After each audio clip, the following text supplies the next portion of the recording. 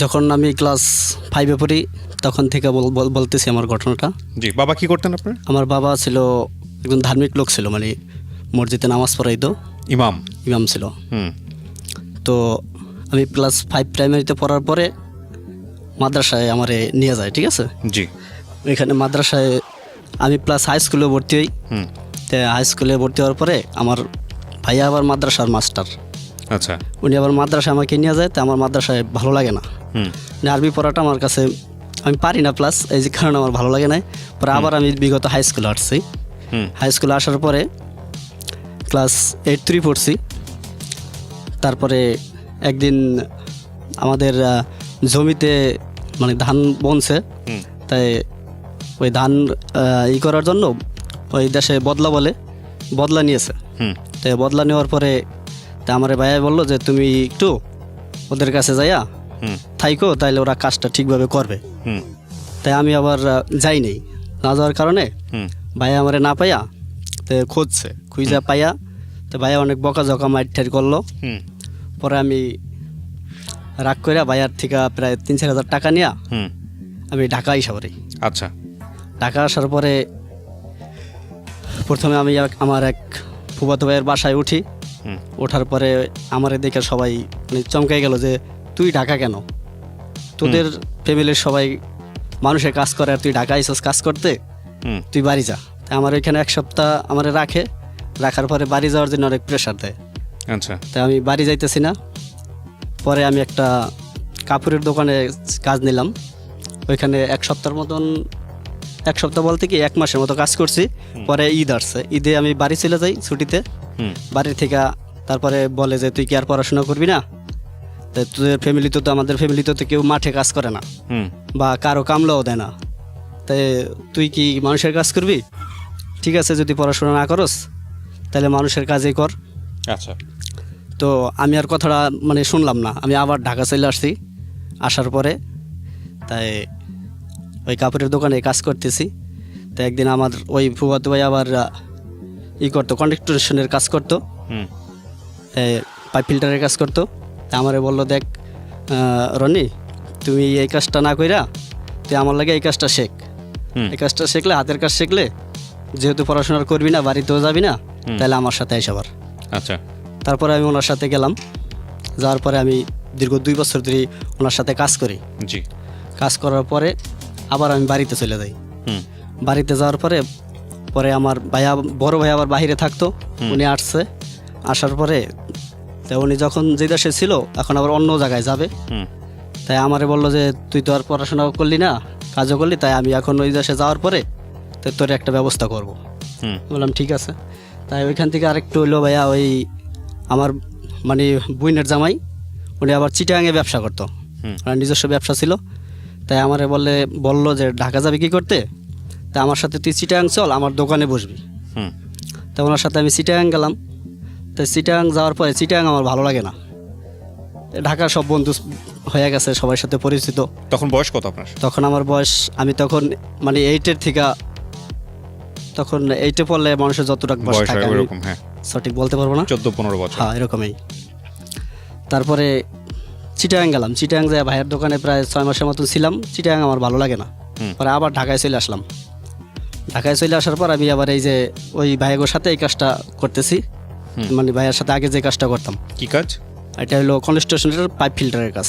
আচ্ছা। তারপর তাই এই কাজটা করার পরে আমি 2-3 মাস আবার ওনার সাথে কাজ করে আমি নিজেই তখন আবার কাজ নিয়ে কাজ করতেছি।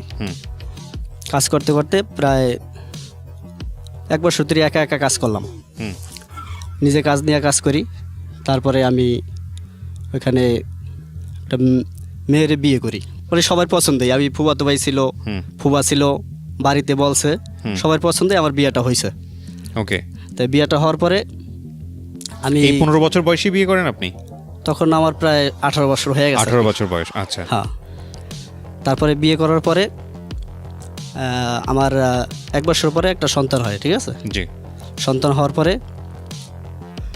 আমি ওই বউ নিয়ে ঢাকাতেই থাকি, বাড়িতে যাওয়া আসা করি, যাই, ঢাকাতে থাকি। তারপরে প্রায় আমার পয়লা ছেলে হয়েছে, ছেলের বয়স 5 বছর। 5 বছর পরে আবার আমার একটা মেয়ে হয়েছে, ঠিক আছে। মেয়ে হওয়ার পরে তখন আমি ওই বউ নিয়েই আসি, ঢাকাতেই আসি। হুম তাই আমি এক মালিকের বাসায় কাজ করি, তখন উনি বললো যে রনি তোমার তো খুব ভালো লাগে আমার, তুমি আমার ছোটো ভাইয়ের মতন, হুম তো এক কাজ করো, তুমি আমার বাড়িতে কন্টিনিউ থাইকা যাও, তোমার একটা ফ্ল্যাট দিয়ে দিই, কোনো ভাড়া ঠাড়া লাগবে না। কে বলেছে এটা? এটা বলেছে ওই মানে যে এক মালিকের বাসায় কাজ করি, আচ্ছা ওই মালিক বলেছে। ওই মালিক বলেছে। হুম আর তুমি আমাদের বাড়ি ঘর যা আছে এগুলো দেখাশোনা করবা হুম আর থাকবা। তাই আমি বললাম ঠিক আছে, তাই আমি একটু আমার ওয়াইফের সাথে আলাপ করে নিই। হুম তাই আমার ওয়াইফের সাথে আমার একটা ফ্রেন্ড ছিল, ওনার সাথে আলাপ করলাম। পরে বললো হ্যাঁ প্রস্তাব তো ভালোই, খারাপ না, তাই তুমি থাকো। তাই যখন আমি ওনার ফ্ল্যাটে উঠি, ওঠার পরে তখন আমি অনেক বড় একটা কাজ পাই। হুম যেমন এই ঢাকা কেন্দ্রীয় কারাগারের ভিতর আমি বড় একটা কাজ পাই। হুম। তো এই কাজটা করি, প্রায় আচ্ছা। 5-6 লাখ টাকার মতন একটা কাজ পাই। হুম। কাজটা করি, কাজটা করার পর আমি ওই বাড়িতে ওঠার পর দাম আমি কয়েকটা কাজ পেয়ে যাই। হুম তো কয়েকটা কাজ পাওয়ার পর আমি মোটামুটি ভালোই সবল হইতেছি। হুম পরে এদিকে বন্ধু বান্ধবের সাথে চলাফেরা করি। জি তারপরে একদিন একটা সাইটে কাজ করতেছি, কাজ করার পরে তাই আমি বাড়িতে আমার ছোটো ভাইরে ফোন দিয়ে বলছি যে তুমি আমার আব্বুর কবরটা পরিষ্কার করো, হুম আমি আগামী সপ্তাহে আইসা আব্বুর নামে একটা খরচ করব। হুম এরকম মানে একটা হুজুর ডাইকে থেকে একটা মিলাদ টিলাদ পড়াবো। হুম তাই ভাইয়া বলছে, এই ছোটো ভাই বললো ঠিক আছে, তাই আমি করাইতেছি, তুমি টাকা পাঠাও। আচ্ছা তাই আমি বিকাশের দোকানে গেছি টাকা পাঠাইতে। হুম টাকা পাঠাইতে বিকাশের দোকানে যাওয়ার পরে বিকাশ করতে গেছি ছোটো ভাইরে। হুম তাই আমার পাশেই একটা মেয়ে একটা নাম্বার নিছে, ওয়ারিট নাম্বার, তখন ওয়ারিট ছিল, হুম এখন যে এয়ারটেল হয়েছে। তাই নাম্বারটা নেওয়ার পরে আমারে জিজ্ঞেস করলো যে ভাইয়া নাম্বারটা কেমন। তাই আমি বললাম ভালো, নাম্বারটাকে আমারে দেখাইলো। হুম দেখানোর পরে আমি আবার ওই নাম্বারটা মানে সাথে সাথে নাম্বারটা তো সহজ মুহস্ত করে ফেলাইছি। হুম মুহস্ত করার পরে আমি ওইখান থেকে টাকা বিকাশ করে চলে আসছি। হুম। আসার পরে প্রায় 10-15 দিন গেছে। আচ্ছা 10-15 দিন যাওয়ার পরে আমি ওই নাম্বার একটা মিস কল দিই। আচ্ছা তাই আমি মনে হয় মিস কলটা 10টা-11টা বাজে দিছি। হুম দেওয়ার পরে মানে আমি ফোন দেওয়ার পরে হুম। উনি আমারে ফোন দিছে। আচ্ছা আমি ফোন দিছি সকাল 10টার দিক, উনি আমারে রাত্র 8টার দিক ফোন দিছে। হুম তাই ফোনটা দেওয়ার পরে আমি ধরতে পারিনি, ফোনটা হুম ব্যস্ত ছিলাম। হুম পরে আমি আবার ব্যাক করছি।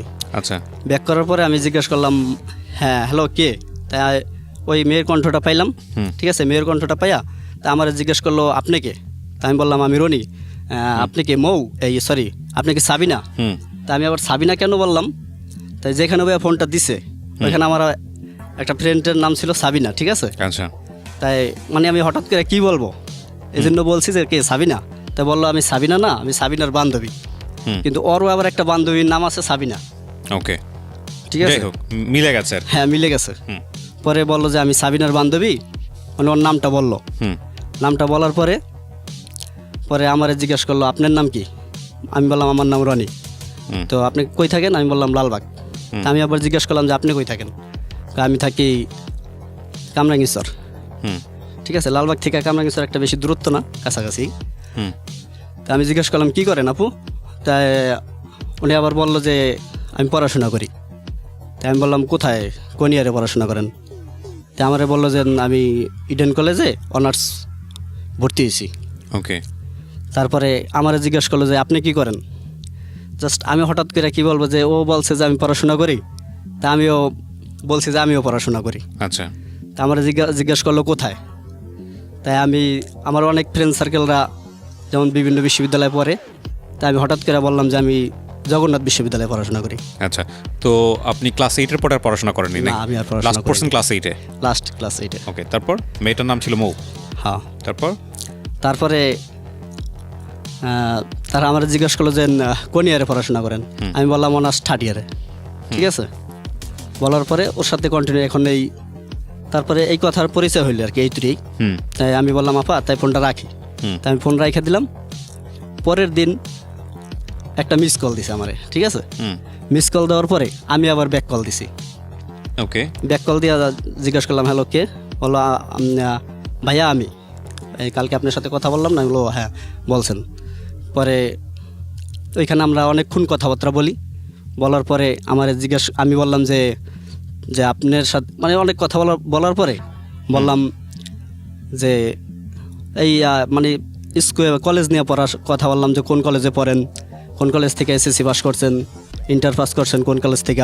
আমারও জিজ্ঞেস করলো, আমি তো কলেজে যাইই নি, কলেজের নাম বলবো কি, পরে আমি আমাদের গ্রামের একটা কলেজের নাম আনতাজে বলে দিছি। তারপরে বললো যে ঢাকায় কত সালে আসছেন, মানে ভর্তি হয়েছেন কবে, এরকম বললো। তা আমি মোটামুটি আর কি ওইটা জাস্ট মানে আমি আমার মুখে যেটা আসে মিথ্যা ওইটাই বলতেছি, যে আমি এত সালে ভর্তি হয়েছি বা আপনি কত সালে ভর্তি হয়েছেন। এ তো বললো যে না, আমি হপায় এবছর ভর্তি হয়েছি। পরে প্রায় এক সপ্তাহ আমাদের এভাবে কথা হয়। আচ্ছা, তখন তো আপনি বিবাহিত, হ্যাঁ, একটা বাচ্চাও আছে? তখন বিবাহিত, আমার তখন 2টা বাচ্চা। 2টা বাচ্চা আছে? জি, সংসার চলতেছে? সংসার চলতেছে। ওকে, তারপরে প্রায় 10-15 দিন ও আমার SMS করে, আমি ওর SMS করি, কিন্তু আমি তো ভাই SMS করতে পারি না। আমি তো ক্লাস 8-এর পড়ছি, বাকি SMS-গুলো তো আমি জানি না কীভাবে দেয়। তাই ওই আমাদের যেই বাড়িতে আমি থাকতাম, ওই বাড়িতে অনেক স্টুডেন্ট থাকতো, বিভিন্ন ভার্সিটির কলেজের, ওদের বেসালা থাকতো তোরা, তো ওদের সাথে যাই আমি আবার আড্ডা মারতাম। তাই আমার কয়েকটা ফ্রেন্ড ছিল খুব কাছের, তা ওদের যাই বলতাম যে ভাই আমার এই SMS-টা করছে, এটার বিপরীতে SMS-টা কী হইব, তুমি আমার লিখে দাও। তো এরকম লিখে দিত, তাই ওই SMS-গুলো আমি আমার ব্যাক করতাম। এরকম SMS-গুলো ব্যাক করতে করতে প্রায় 15 দিন চলে গেছে। 15 দিন পরে ওই আমার একটা SMS দেয়, তো ওইটা আবার রিটার্ন SMS আমি দিই। দেওয়ার পরে তারপরে জিজ্ঞাসা করলাম যে তোমার কি কোনো বন্ধু বান্ধব আছে? তখন উনি এই বলতেছে যে আমরা তো আপনি করে বলতেছি, আপনিও আমি ওই, তাইলে আমরা দুজনে তো তুমি করেও বলতে পারি। আমি বলছি হ্যাঁ ঠিক আছে বলতে পারি। পরে আমরা তুমি করে তখন বলা দিছি। তখন আমাকে জিজ্ঞেস করলো যে তোমার কোনো ফ্রেন্ড আছে? আমি বললাম না। আমি আবার জিজ্ঞাইলাম তোমার কোনো ফ্রেন্ড আছে কি না? ও বললো না। তারপরে এরকম আরও 10 দিন কথা চলে। তারপরে একদিন আমি একটা SMS দিই, মানে ও আগে আমার একটা SMS দেয়, তারপরে আমি ওর একটা SMS দিই। দেওয়ার পরে তো SMS-টা এমন ছিল যে আমি তোমার লাভ করি বা ভালোবাসি, এরকম একটা SMS ছিল। তা ও আবার ওইটার রিটার্ন SMS দেয়। তা ও আর কি ওরকমই SMS দিল যে হ্যাঁ আমিও করি। তারপরে একদিন রাত্রে আমারে ফোন দিয়ে বলতেছে যে তুমি যদি আমার সাথে সম্পর্ক করো তাই আমার একটা শর্ত মানতে হইব। তাই আমি বললাম কি? কয় তুমি আমাকে বিয়ে করতে পারবা? ডিরেক্টলি দেখেও নাই, কিছু হয় না এরকম? মানে এখন না বিয়ে, আচ্ছা বিয়ে আর পড়াশোনার পরে। ওকে, তারপর? আমি বললাম না, আপনাকে দেখেছে তখনও? না, আমাকে দেখে নাই। আপনি তো দেখেছেন? না, আমিও দেখিনি। আমি তো ওই যেদিন দেখছি ওদিন বোকরা পরা ছিল, কিন্তু ওনার মুখ দেখিনি, শুধু চোখ দুটো দেখছি। চোখ দুটো দেখেছেন? আচ্ছা, তারপর? মেকআপ পরা ছিল তো, বলল বিয়ে করতে পারবা? হ্যাঁ, তারপরে আমি বললাম যে হ্যাঁ পারবো। প্রায় পারলে তাই আমার ব্যাকগ্রাউন্ডে একটা সমস্যা আছে। আমি বলি কি? কয় আমার মা নাই, মা মারা গেছে, আমার বাপে কিন্তু আরেকটা বিয়ে করছে। ঠিক আছে, আমি বললাম এটা তোমার বাপের সমস্যা, এটা তো তোমার কোনো সমস্যা না। আর আল্লাহ পৃথিবীতে তো আর কাউকে রাখবে না, একদিন চলে যাবে। আজকে আমি, তোমার মা চলে গেছে, আমার মাও তো একদিন চলে যেতে পারে, এরকম কথাবার্তা বললাম। তারপরে ও আমারে বলে যে আমরা দেখা করি একদিন। তাই আমি বললাম ঠিক আছে আসো দেখা করি। তাই আমি বললাম কোথায়? হয় আমারে বুদ্ধিজীবী যেতে বললো। তাই আমি বুদ্ধিজীবী যাইনি। আমি বললাম না, বুদ্ধিজীবী না, লালবাগ কেল্লায় আসো। তাই একদিন ওই দিন তারিখটা হইলো আমার কাছে লেখা আছে, তারিখটা 23 তারিখ 2013। আমাদের প্রথম দেখা, প্রথম মিট। তাই লালবাগ কেল্লার সামনে পিজা কিং আছে। তাই আমি বললাম যে ঠিক আছে এখানে আসো। আসলো। আসার পরে পিজা কিংয়ে আমরা বসলাম, পিজা কিংকে কথাবার্তা বললাম। বলার পর আমি জাস্ট প্রথম দেখায় ভাবলাম যে একটা মানুষ দেখা করতে আসবে, জাস্ট ওকে একটা গিফট দেবো। তাই গিফট দেওয়ার পর আমি ওইখানে একটা অ্যান্ড্রয়েড মোবাইল কিনলাম। ওর 10,000 টাকার ভিতরে একটা মোবাইল কিনলাম। তা ওর সাথে দেখা হওয়ার পরে আমি মোবাইলটা ওকে দিলাম, গিফট করলাম। ঠিক আছে, তাই ওইখানে আমরা প্রায় 20 মিনিটের মতন ছিলাম। ও আবার বললো যে আমার বাড়িতে চলে যেতে হইব, আব্বু আম্মু যদি বাড়িতে তাড়াতাড়ি না যায় তাই রাগারাগি করবো। আমি বললাম ঠিক আছে যাও। তো ওকে আমি একটা রিক্সা উঠিয়ে দিয়ে দিলাম, বাড়িতে চলে গেল। এরপরে আমারে রাত্রে ফোন দিল। তাই আরেকটা কথা হলো ভাইয়া, আমি যখন ওর ফোনটা আসতো, আপনি দেখা করার পরে প্রতিক্রিয়া কি হলো? আপনাকে ওর ভাল লাগলো বা ওকে আপনি ওর ভাল লাগলো দুজন? হ্যাঁ, এইটাই বলতেছি। জি, যে আমাকে রাত্রে ফোন দিল। আর আরেকটা বিষয় হলো যে ভাইয়া আমার তো ঘরে বউ ছিল। ঠিক আছে, জি, আমি ঘরে বসে কথা বলতে পারতাম না। জাস্ট ওই বাড়িটা তো পুরো আমার নিজের মতন। ঠিক আছে, বাড়িওয়ালা যে ভাইয়া, উনি তো বাড়িতে বেশি থাকতো না, সব কিছু আমার দায়িত্বে ছিল।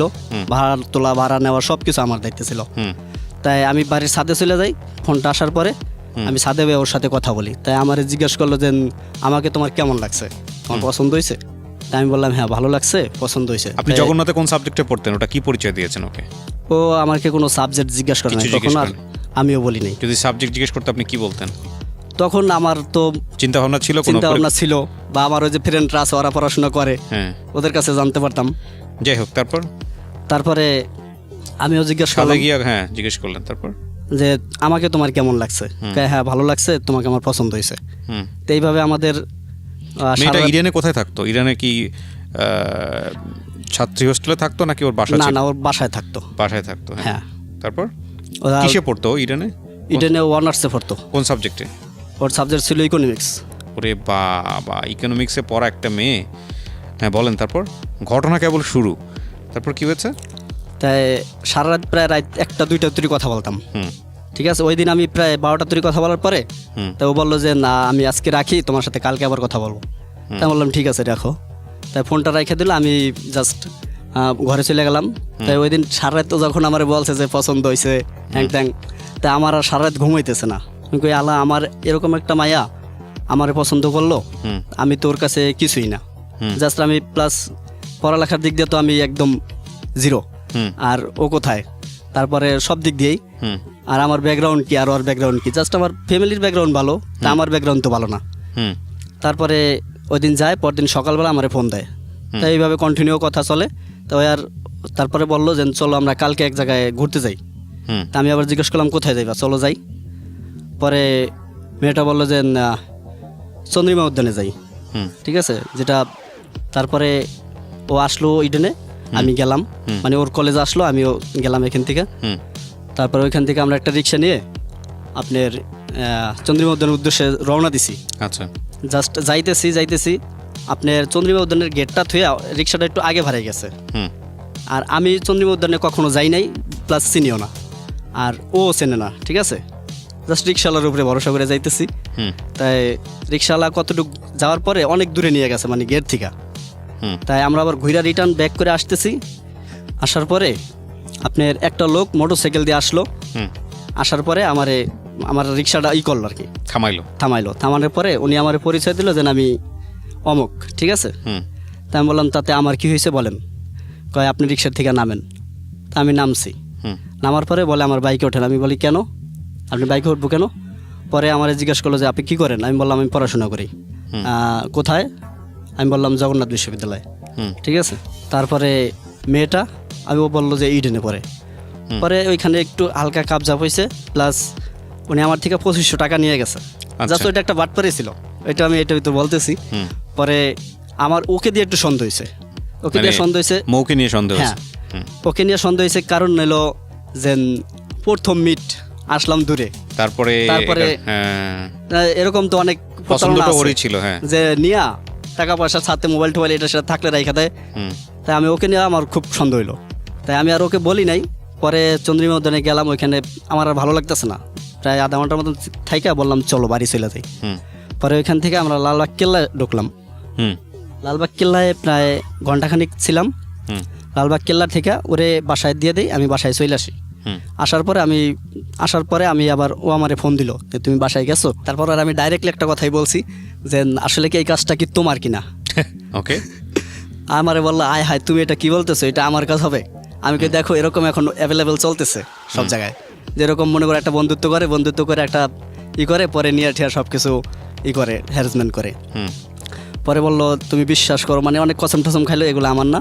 আমি আবার সন্দেহ করছি কেন, মানে ওর যে মানে কাকারা ওর ইরা এরকম কিছু পরিচয় দিচ্ছে না, আমার কাকা ওরা ডিফেন্সের চাকরি করে। ঠিক আছে, তা ওই লোকটা কিন্তু আমার ডিফেন্সের পরিচয় দিছে। ঠিক আছে, যে আমার টাকাটা নিয়ে গেছে। তো এই কারণে আমার আর একটু সন্দেহ হইলো। পরে কথাবার্তা চললো, তারপরে কথাবার্তার পর অনেক মানে এভাবে অনেক আমাদের কন্টিনিউ কথা চলতেছে, SMS চলতেছে, প্রায় 6-7 মাস হয়ে গেছে। 6-7 আর এর ভিতর আবার আমরা বিভিন্ন জায়গায় ঘুরতে যাই।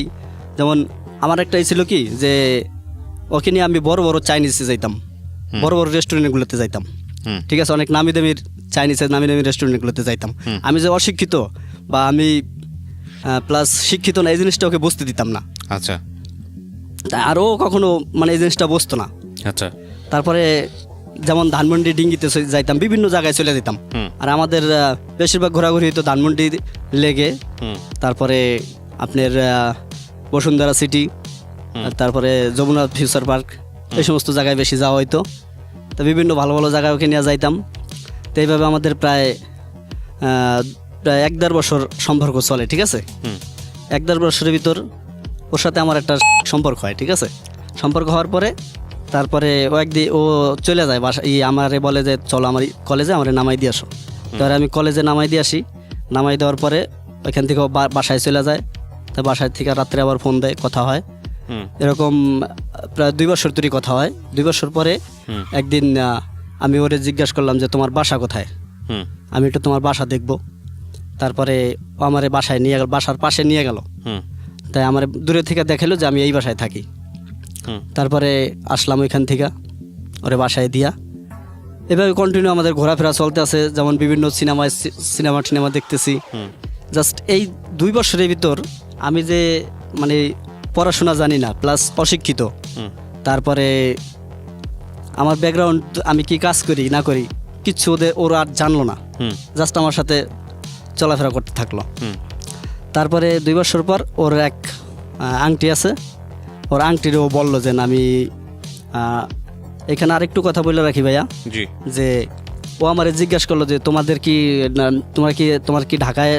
ঢাকা বাড়ি ঘর আছে। হুম। তা আমি আবার ওরে বললাম হ্যাঁ আমার ঢাকা বাড়ি আছে। ও ওকে আমি ঢাকা বাড়ি আছে এই কথাটা বলছি কেন, ওই যে ভাইয়ের বাসায় থাকি, মানে নিজের বাড়ির মতো নেই। জাস্ট এই কথাটা আমি বলছি যখন ফোন দিছিল তখন, মানে কথার ভিতর বইলা ফেলাইছি হুম যে আছে। ওকে তারপর এই আছে তুই, তারপর আরও কিছু জিজ্ঞেস করে নাই। পরে এই আছে কথাটা ওর ফ্যামিলির সবাইরে জানাইছে, ঠিক আছে, হুম যে ছেলের ঢাকায় বাড়ি আছে। ওই ওর আংটিরে বলতেছে যে ছেলের ঢাকায় বাড়ি আছে, শিক্ষিত, জগন্নাথ বিশ্ববিদ্যালয়ে অনার্স শেষ করতেছে, তাই এই ছেলেটা আমার পছন্দ, হুম তাই তোমরা যদি একটু দেখতা। এর ভিতর ওরকম প্লাস 2 সেমিস্টার শেষ হয়েছে। হুম তারপরে একদিন ও দেশে যাবে, তাই আমারে বলতেছে রনি তুমি আমাকে গুলিস্তান থেকে মাওয়া দিয়ে আসো। হুম তাই আমি বললাম ঠিক আছে। তাই ওইখানে আমার আংটি আঙ্কেল আসবে, আমি তাদের সাথে বাড়ি যাব। ওকে তাই আমি ওইখান থেকে ওদের গুলিস্তান থেকে ওরে মাওয়া নিয়ে যাইতেছি। মাওয়া নিয়ে যাওয়ার পরে ওর মানে আমার সাথে তখন দেখা করায় না, দূরের থেকে ওর আংটিরে দেখাইছে হুম যে ওই যে ওই ছেলেটা। আচ্ছা তাই দূরে থেকে ওর আংটি আমারে দেখে পছন্দ করছে, ঠিক আছে। ওকে পছন্দ করার পরে ওর আংটির সাথে ও চলে গেল। তাই আমি আবার কন্টিনিউ তো ফোনে কথা হইতেছে। আমি জিজ্ঞেস করলাম যে তোমার আংটি আমারে দেখাইছো, বলছে হ্যাঁ। তাই আমি আবার বললাম যে তোমার আংটি কি বললো, তো বললো যে আংটির পছন্দ হয়েছে তোমারে। ওকে তাই ও বাড়িতে 1 সপ্তাহের মতন ছিল। 1 সপ্তাহ পরে আবার আমারে ফোন দিছে যে আমি আসতেছি, তুমি মাওয়া আসো। হুম তাই আমি মাওয়া গেলাম। মাওয়া যাওয়ার পরে ওর আংটি আসলো, আর আঙ্কেল আসলো, তারপর ওর 2টা খালাতো ভাই ছিল ছোট ছোট, ওরাও আসলো। তাই ওই বাড়িতে বসে আবার ওর আঙ্কেলের কাছেও বলছে যে এই ব্যাপার, ওই ছেলেটা মাওয়া আসবে, তাই তুমি দেখো। হুম তাই আমি আবার গেলাম। যাওয়ার পরে ওরা আসলো, পরিচয় হইলাম। পরিচয় হওয়ার পর ওইখানে রেস্টুরেন্টে খাওয়া দাওয়া করলাম। খাওয়া দাওয়া করার পরে ওর আবার ছোট ছোট 2টা খালাতো ভাই ছিল, ওদের আবার আমি কিছু ঈদের সময় ছিল তো সালাম হিসাবে 2জনরে 500 করে টাকা দিলাম, 1000 টাকা দিলাম। দেওয়ার পরে আমি ওরে নিয়ে চলে আসলাম। ওরে নিয়ে এসে আমি আবার ওদের বাড়ি পৌঁছে দিয়ে আমি আমার বাসায় চলে আসছি। তাই কন্টিনিউ আবার ফোনে কথা হইতেছে, এরকম এইভাবে প্রায় আমাদের ঘোরাফেরা হইতেছে। হুম হওয়ার পরে একদিন ওর মার সাথে আবার আমার পরিচয় করাই দিব। ওর মার সাথে যখন আমার পরিচয় করাই দিব, ওর মায়ে আমারে দেখবো। তাই আমি বললাম কোথায়, তাই আমারে বললো যে নিউ মার্কেট। হুম তাই নিউ মার্কেট একটা রেস্টুরেন্টে বসলাম আমি। ওর মাকে নিয়ে ও আসলো, আর একটা ছোট বোন ছিল সাথে। আসার পরে ওর মার সাথে আমি কথা শুধু, প্লাস আমি যে অশিক্ষিত, এত বড় বড় শিক্ষিত লোকের সাথে, মানে ওদের ফ্যামিলি সবার সাথে চলছি, কিন্তু কেউ কোনো দিন আমাকে এই প্রশ্নটা করে নাই যে তুমি তোমার কোয়ালিফিকেশনটা কি, তোমার সার্টিফিকেটটা দেখাও, এরকম কথা কখনো বলে নাই। বলে না, না। এটা আসলে বলার প্রয়োজনও মনে করে না কোনো শিক্ষিত লোকজন, কিন্তু আরেকজন শিক্ষিত লোককে এটা আসলে আমরা অ্যাড্রেসও করি না। হ্যাঁ, এটা খুবই অসমীচীন দেখায়, বেমানান দেখায়। যদিও এখন আপনার এই গল্প শুনে কি হবে আমি আই ডোন্ট নো। ওকে, তারপরে ভাইয়া ওইখানে একটা রেস্টুরেন্টে বসলাম। তাই ওইখানে আমি যেমন ওই যে বিভিন্ন রেস্টুরেন্টে বইলে কিন্তু ভাইয়া একটা খাবারের একটা লিস্ট দেয়। তাই আমি তো ওই খাবারের লিস্টগুলো পড়তে পারি না, কারণ ক্লাস 8-এর একটা ছাত্র কত মানে যাই কম বেশি একটু পারি ওইভাবে পড়া বিভিন্ন করে। তাই ওই যারা খাবার সেল দেয় ওকে ডাক দিয়ে আমি হাত দিয়ে দেখাই দিই যে এটা কিন্তু আমি ওরে বসতে দিতেছি না, ঠিক আছে, যে আমি এগুলো পারি না বা কি। ওকে, তারপরে ওখানে আবার মার সাথে মায়া আসে, মার সাথে পরিচয় হয় আমার সাথে। কথাবার্তা হয়। কথা হওয়ার পরে তাই ওর মা আবার বলল যে ঠিক আছে বাবা, তোমাকে তো আমার ভালো লাগছে বা পছন্দ হয়েছে, তাই ওর বাবা তো বাড়িতে আছে, ওর বাবা আসুক, তারপর ওর বাবার সাথে আমি কথা বলবো। এর ভিতর কিন্তু আপনার 3 বছর হয়ে গেছে, মানে এইভাবে চলাফেরা কথাবার্তা 3 বছর হয়ে গেছে। 3 বছর পরে আমি আবার এর ভিতর ওকে এই 3 বছরের ভিতর ওর যাবতীয় যা কিছু লাগে, ঠিক আছে ভাইয়া, এই কলেজে ভর্তি হওয়ার শুরুর থেকে সব কিছু আমি বহন করতেছি। আচ্ছা, A to Z যা যা লাগে, মানে একদম পড়াশোনার খরচ থেকে শুরু করে যাবতীয় যা কিছু লাগে। হ্যাঁ, কম বেশি, মানে যখন ও যেটা বলে, মানে ও বলতো না কখনো, তারপর আমি করতাম। আচ্ছা, তো মেয়ে তো খুব স্বাভাবিকভাবে আপনার উপর ফরেন হবে, এটাই স্বাভাবিক। তাহলে আমাকে বলেন, আপনার ঘরে 2টা বাচ্চা আছে, বউ আছে, আপনি কি চিন্তা ভাবনা করে আগাচ্ছিলেন যে মেয়েটাকে আপনি বিয়ে করবেন বা এই মেয়েটার সাথে আপনি সংসার করবেন, নাকি মনে হচ্ছিল টাইম পাস করতে ভালো না লাগতো? না, আমার প্রথমে কোনো চিন্তা ভাবনা ছিল না। আচ্ছা, প্রথমে আমার শুধু মানে জাস্ট ফোন দেয়, কথা বলি, ভালো লাগে, এই তুই। পরে যখন যে 2-3 বছর চলে গেল, তখন মানে আমার চিন্তা ভাবনা আমি চেঞ্জ করে ফেলাইছি। আচ্ছা, যে ও আমার কাছ থেকে ফিরতে পারবো না, আমি ওর কাছ থেকে ফিরতে পারবো না, ওকে। তারপর আর ও পারলেও আমি পারবো না, এরকম একটা চিন্তা হয়ে গেছে।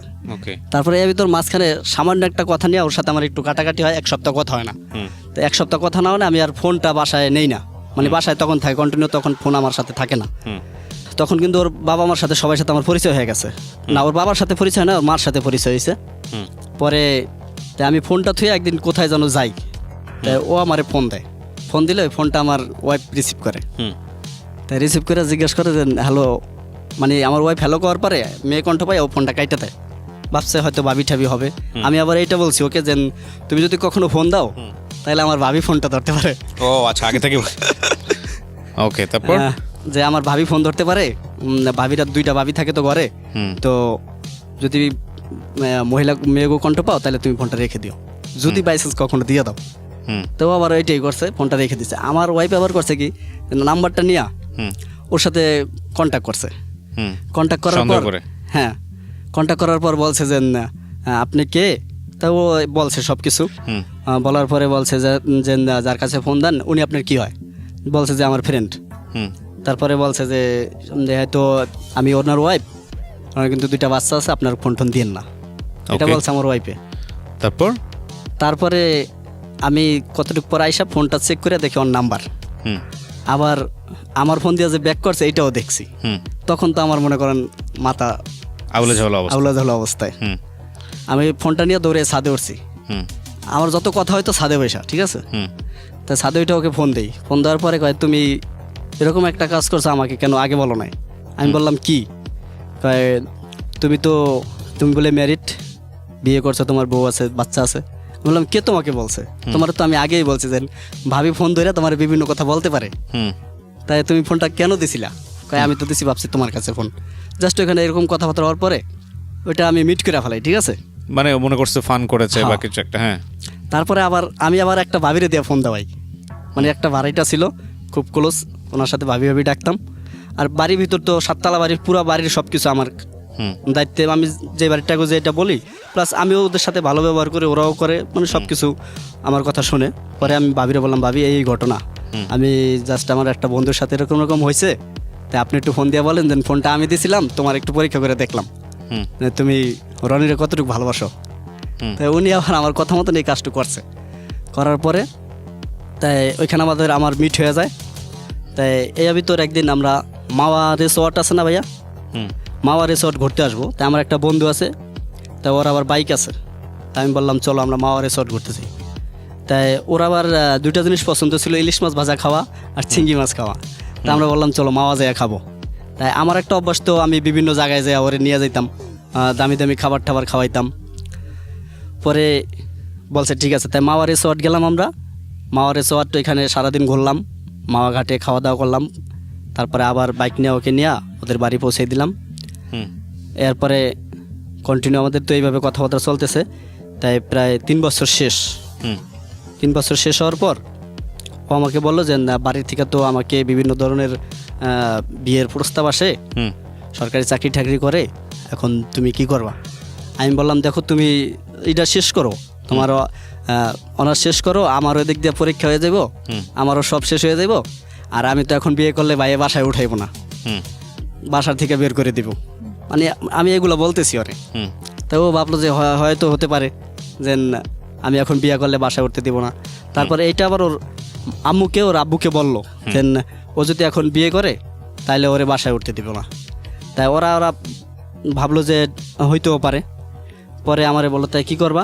পরে কই তাই আমরা একা একা বিয়েটা করে রাখতে পারি, যখন তুমি ওর পড়াশোনা শেষ হইব আমারও শেষ হইব তখন আবার আমি সবাইরে বলবো। তখন এইভাবে প্রায় কন্টিনিউ আবার কথাবার্তা চলতেছে। এভাবে আমরা মা কয়েকবার গেলাম, বিভিন্ন জায়গায় ঘুরতেছি খাইতেছি। প্লাস 4 বছর প্রায় হয়ে গেছে। 4 বছর হওয়ার পরে তাই ওর বাবা একদিন বলল যে ঠিক আছে ওই ছেলেটাকে আসতে বলো, ওনার লাগে আমি কথা বলবো ছেলেটার লাগে। তাই যখন বললো যে বাবা আসবে কাকা আসবে তুমি একটু আমাদের বাসায় আসবা। তাই এখন আমি তখন মানে আমার মাথা দিয়ে গাম ছড়তেছে যে আমি যদি এখন এই মুহূর্তে বাসায় যাই প্লাস আমাকে যদি একটা প্রশ্ন করে আমি পারবো না, এটার উত্তরটা দিতে পারবো না। তারপরে বলে যে ঢাকা কোন জায়গায় তোমাকে বাড়ি, চলো তোমাদের বাড়িটা দেখে আসি বা আমাদের একটা লোক পাঠাই, তখন আমি পারবো না। তাই আমি ওরে মানে যে কোনো একটা কথা বললাম যে আমি এখন আসতে পারবো না, আমার তো এরকম একটা প্রোগ্রাম আছে ওইখানে যাইতে হইব, তো অন্য একদিন আমি আসবো তুমি বলে দিও। তো আমার কথা মতন বলে দিছে, ঠিক আছে। বলে দেওয়ার পরে তাই 4 বছর প্রায় শেষ। 4 বছর শেষ হওয়ার পর ওদের ফ্যামিলির সবাই জানে যে আমার সাথে ওর সম্পর্ক আছে, আমরা একে অপরকে পছন্দ করি। তাই আমার ছবি টবি দেখছে, সব কিছু কমপ্লিট। 4 বছর পরে ওর সাথে আমার মানে বিয়ের কথাবার্তা পাকা হইতেছে। পরে ওর ওর যে আংটিটা ছিল না, ওই আংটিটার কাছে আবার ওর আব্বা জিজ্ঞাসা করলো যে তুমি তো ছেলে দেখছো, তাই ছেলেটা কেমন কীরকম? তাই ছেলেটা বললো যে ছেলে ভালো, মুক্তা ওর সাথে ওর বিয়ে দিতে পারেন মোর সাথে। ওকে, তারপরে আমরা কোর্টে বিয়ে করলাম। কোর্টে বিয়ে করলেন কেন?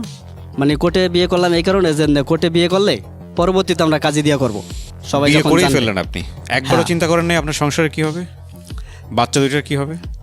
করেছেন? ওই সময় ফিলটা কি ছিল? ওই ফিলটা এইটাই ছিল যে না আমার মনে হয় যে ওই সবচেয়ে ভালো।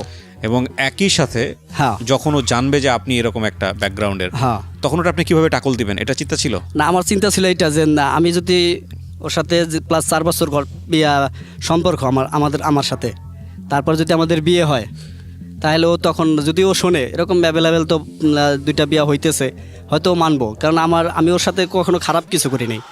আচ্ছা আচ্ছা, আপনি যে কোথাও পড়াশোনা করেন নাই, ক্লাস 8 পাস, এটা মানবে কিভাবে? এটাও মাথায় ছিল যে না ঠিক আছে সংসারে ভালো ব্যবহার করলে আমার মেনে নেব। দীর্ঘ বিশ্বাস ছিল যে এটা আমি মানায় নিতে পারবো। ওকে, তারপর বিয়ে করলেন? বিয়েটা আপনারা নিজেরা করলেন? হ্যাঁ, বিয়েটাও এখানে আমরা নিজেরা করলাম। বিয়ে করার পরে আমার এক ফ্রেন্ডকে নিয়ে আমরা পরের দিনে মাওয়া গেলাম, মাওয়া রিসর্ট। এখানে আমরা সারা রাত আমি ওরে লিয়াছিলাম, তখন ওদের বাসায় তো আমি যাই নাই। আর আরেকটা ঘটনা হলো বিয়ের দিন ভাইয়া, যখন ও আমার বিয়ে মানে একটা মেয়ের যদি বিয়ে হয় অন্তত একটা গার্জিয়ান তো ফ্যামিলির থেকে আসা উচিত। ওদের ফ্যামিলি থেকে কেউ আসলো না, ঠিক আছে। প্লাস ওকে যে 10টা টাকা গাড়ি ভাড়া দিব ওদের ফ্যামিলি থেকে ওইটাও দিল না। ওকে, তারপরে ওই বিয়ের যাবতীয় যা খরচ এটা আমি করলাম। ও আমার একটু সব কিছু বলতো, ঠিক আছে, যে না আমার বাসায় এটা হয়েছে ওইটা হয়েছে, মা এটা কইছে, বাবা এটা কইছে। ও এমনও বলছে যে মা মারলে বাপ হয় তাহলে, এরকম একটা কথা বলছে যেটা গ্রামের ভাষায় বলে। আমি বলছি ঠিক আছে এগুলো কোনো ব্যাপার না, এগুলো তুমি আমি যখন আসি তোমার সব কিছু ঠিক হয়ে যাবে। বিয়ের পরে ভাইয়া ওরা বাবা আসলো, ওর বাবা কিন্তু তখন বিয়ের সময় ছিল না, আর আমাকে দেখো না এই বিয়ের আক্তরি, ঠিক আছে। তাই ওর বাবা দেশে ছিল, তাই ওর বাবা আসলো। ওরা ঢাকা থাকতো, ঢাকা কলেজে মানে ওখানে পড়তো দেখে সবাই ফ্যামিলি ঢাকা থাকতো। তাই ওর ফ্যামিলির সবাই চাকরিজীবী, ওর ফ্যামিলির বাপটা ছাড়া 7 ভাই, ঠিক আছে ভাইয়া। শুধু ওর বাপে বাদে সবাই মোটামুটি ভালো পজিশনে ভালো ভালো চাকরি করে, সবাই শিক্ষিত ফ্যামিলির। ওর আত্মীয় স্বজন যারা ছিল, যাদের বাসায় আমি গেছি, সবাই খুব শিক্ষিত। বাসাতেও চলে গেছেন? হ্যাঁ। তারপরে ভাইয়া বিয়ের 2 থেকে 3 মাস পরে ওর মামা বাহিরের থেকে আসলো। আসার পরে ওর আংটির বাসায় আমাদের দাওয়াত দিছে, ঠিক আছে। তাই ওর আংটির বাসায় গেলাম। এখানে আবার একটু কথা আছে, যখন ওর আংটির বাসায় যাই তখন মানে আমার কোনো হাতে টাকা ছিল না, মানে আমি বিভিন্ন কাজকর্ম চলতে আছে ওইখানে টাকা খাটাইতেছি প্লাস বিল পাইতেছি না, তখন আমার হাতটা একটু ক্রাইসিস ছিল। তখন ওরে বললাম দেখো আমার হাতে তো বেশি টাকা নাই, আংটির বাসায় যাব, তাই আমি 2-4-5 হাজার টাকা নিয়ে কীভাবে যাই। তো ও আবার করলো কি, ওর একটা কানের রিং ছিল, কানের একটা দুল ছিল, আর একটা ছিল চেনের, ওইটা আমার দিল, বললো এটা থুইয়া তুমি আরও 5,000 টাকা লাও। তুমি যখন যাইতে পারবে না, এটা কিন্তু বিয়ের বিয়ে করে কি আপনারা একসাথে থাকতেন নাকি আলাদা আলাদা? না, আমি বলতেছি ভাইয়া, 2-3 মাস পরে। হুম আর এখানে আরেকটু কথা, বিয়ে যখন হয়ে যায়, বিয়ের পরে বিয়ের প্রায় 6 মাস ধরে একসাথে ছিলাম না, তারপরে একসাথে ছিলাম, এটা আমি আসতেছি বলতেছি। পরে ওর আংটির বাসায় গেলাম, ওর আংটির বাসায় এখানে আমরা 7 দিন ছিলাম। 7 দিনের ভিতর ওর মামা আবার বাইরের থেকে আসছে, তাই সবার সাথে কথাবার্তা পরিচয় টরিচয় হয়েছে, ওর আঙ্কেলের সাথে, মোটামুটি সবার সাথে। তাই সবাই আমার খুব ভালোবাসতো, এটা বলতে হবে যে সবাই খুব আমাকে ভালোবাসতো। কিন্তু আর একটা বিষয় ভাই, আমি যে মানে এরকম একটা ছেলে, ওদের বাসায় যখন ওদের আংটির বাসায় গেলাম, ওইখানে সবাই আসলো, মানে তারাও কখনো এই জিনিসটা আমাকে করলো না। আর একটা বিষয় হলো ভাইয়া, যখন একটা মেয়ের বিয়ে হয়ে যায় বা বাবা মা যখন জানে সব কিছু, তখন অবশ্যই একটা লোক আমার একটা খোঁজ নেওয়ার জন্য পাঠানো উচিত ছিল, কোথায় তোমার বাড়ি। এটা আমার থেকে আমি বলতেছি যে কি, কিন্তু আমার ভিতর সবসময় এটাই ফিল করতো, আল্লাহ কখনো যদি আমার বাড়ি দেখতে পাঠায়, কখনো যদি আমার বাড়িতে একটা ফোন দেয় যে তোমার বাড়ির আশেপাশে কারো একটা নাম্বার দাও, আমি একটু ফোন দিই, মানে এই জিনিসটা আমার খুব ফিল করতো যে যদি কয়া ফেলায়, কিন্তু কখনো এই জিনিসটা বলে নাই। তারপরে ওর আংটির বাসায় গেলাম ভাই, আংটির বাসায় 1 সপ্তাহ ছিলাম। তাই ওর আংটির হাজব্যান্ড আবার মধুমিতা সিটিতে একটা জমি ক্রয় করছে, ঠিক আছে। তাই জমি ক্রয় করার পর ওইখানে কিছু ফর্ম দেয়, ওই ফর্মগুলো ছিল ইংলিশ লেখা। তাই আমার আবার বলছে এই ফর্মগুলো পূরণ করে দিতে। জাস্ট আমি তখন আমার শরীরটা গাম ছড়তেছে যে না, আমি এগুলা কীভাবে পূরণ করবো, আমি তো পারবো না। তারপরে আমি ওকে বললাম যে আমার তো মাথা ব্যথা করতেছে, এই ফর্মগুলো তুমি পূরণ করো। তাই আর এই ফর্মের ভিতর তোমাদের গ্রামের ঠিকানা মিকেন আসলো, হয়তো অনেক অক্ষর টক্ষর আমার ভুল হইতে পারে, এটা আমি ওরে বুঝ দিলাম। তো আস্তে আলগোছে ও নিয়ে ফর্মটা পূরণ করে দিয়ে দিল। ওকে, দিয়ে দেওয়ার পরে ওইখানে আমরা 7 দিন থাকার পরে আবার ঢাকা চলে আসি। এই 7 দিন কিন্তু ভাইয়া আমার ওয়াইফ কিন্তু ঢাকা তখন। তা আমি আবার ঢাকার বাইরে অনেক সময় কাজে যাই, বিভিন্ন জায়গায় আমার কাজ থাকে। তাই ওরে আমার ওয়াইফরে বললাম যে আমার ঢাকার বাইরে কাজ আছে, তোমার যা যা দরকার বলো।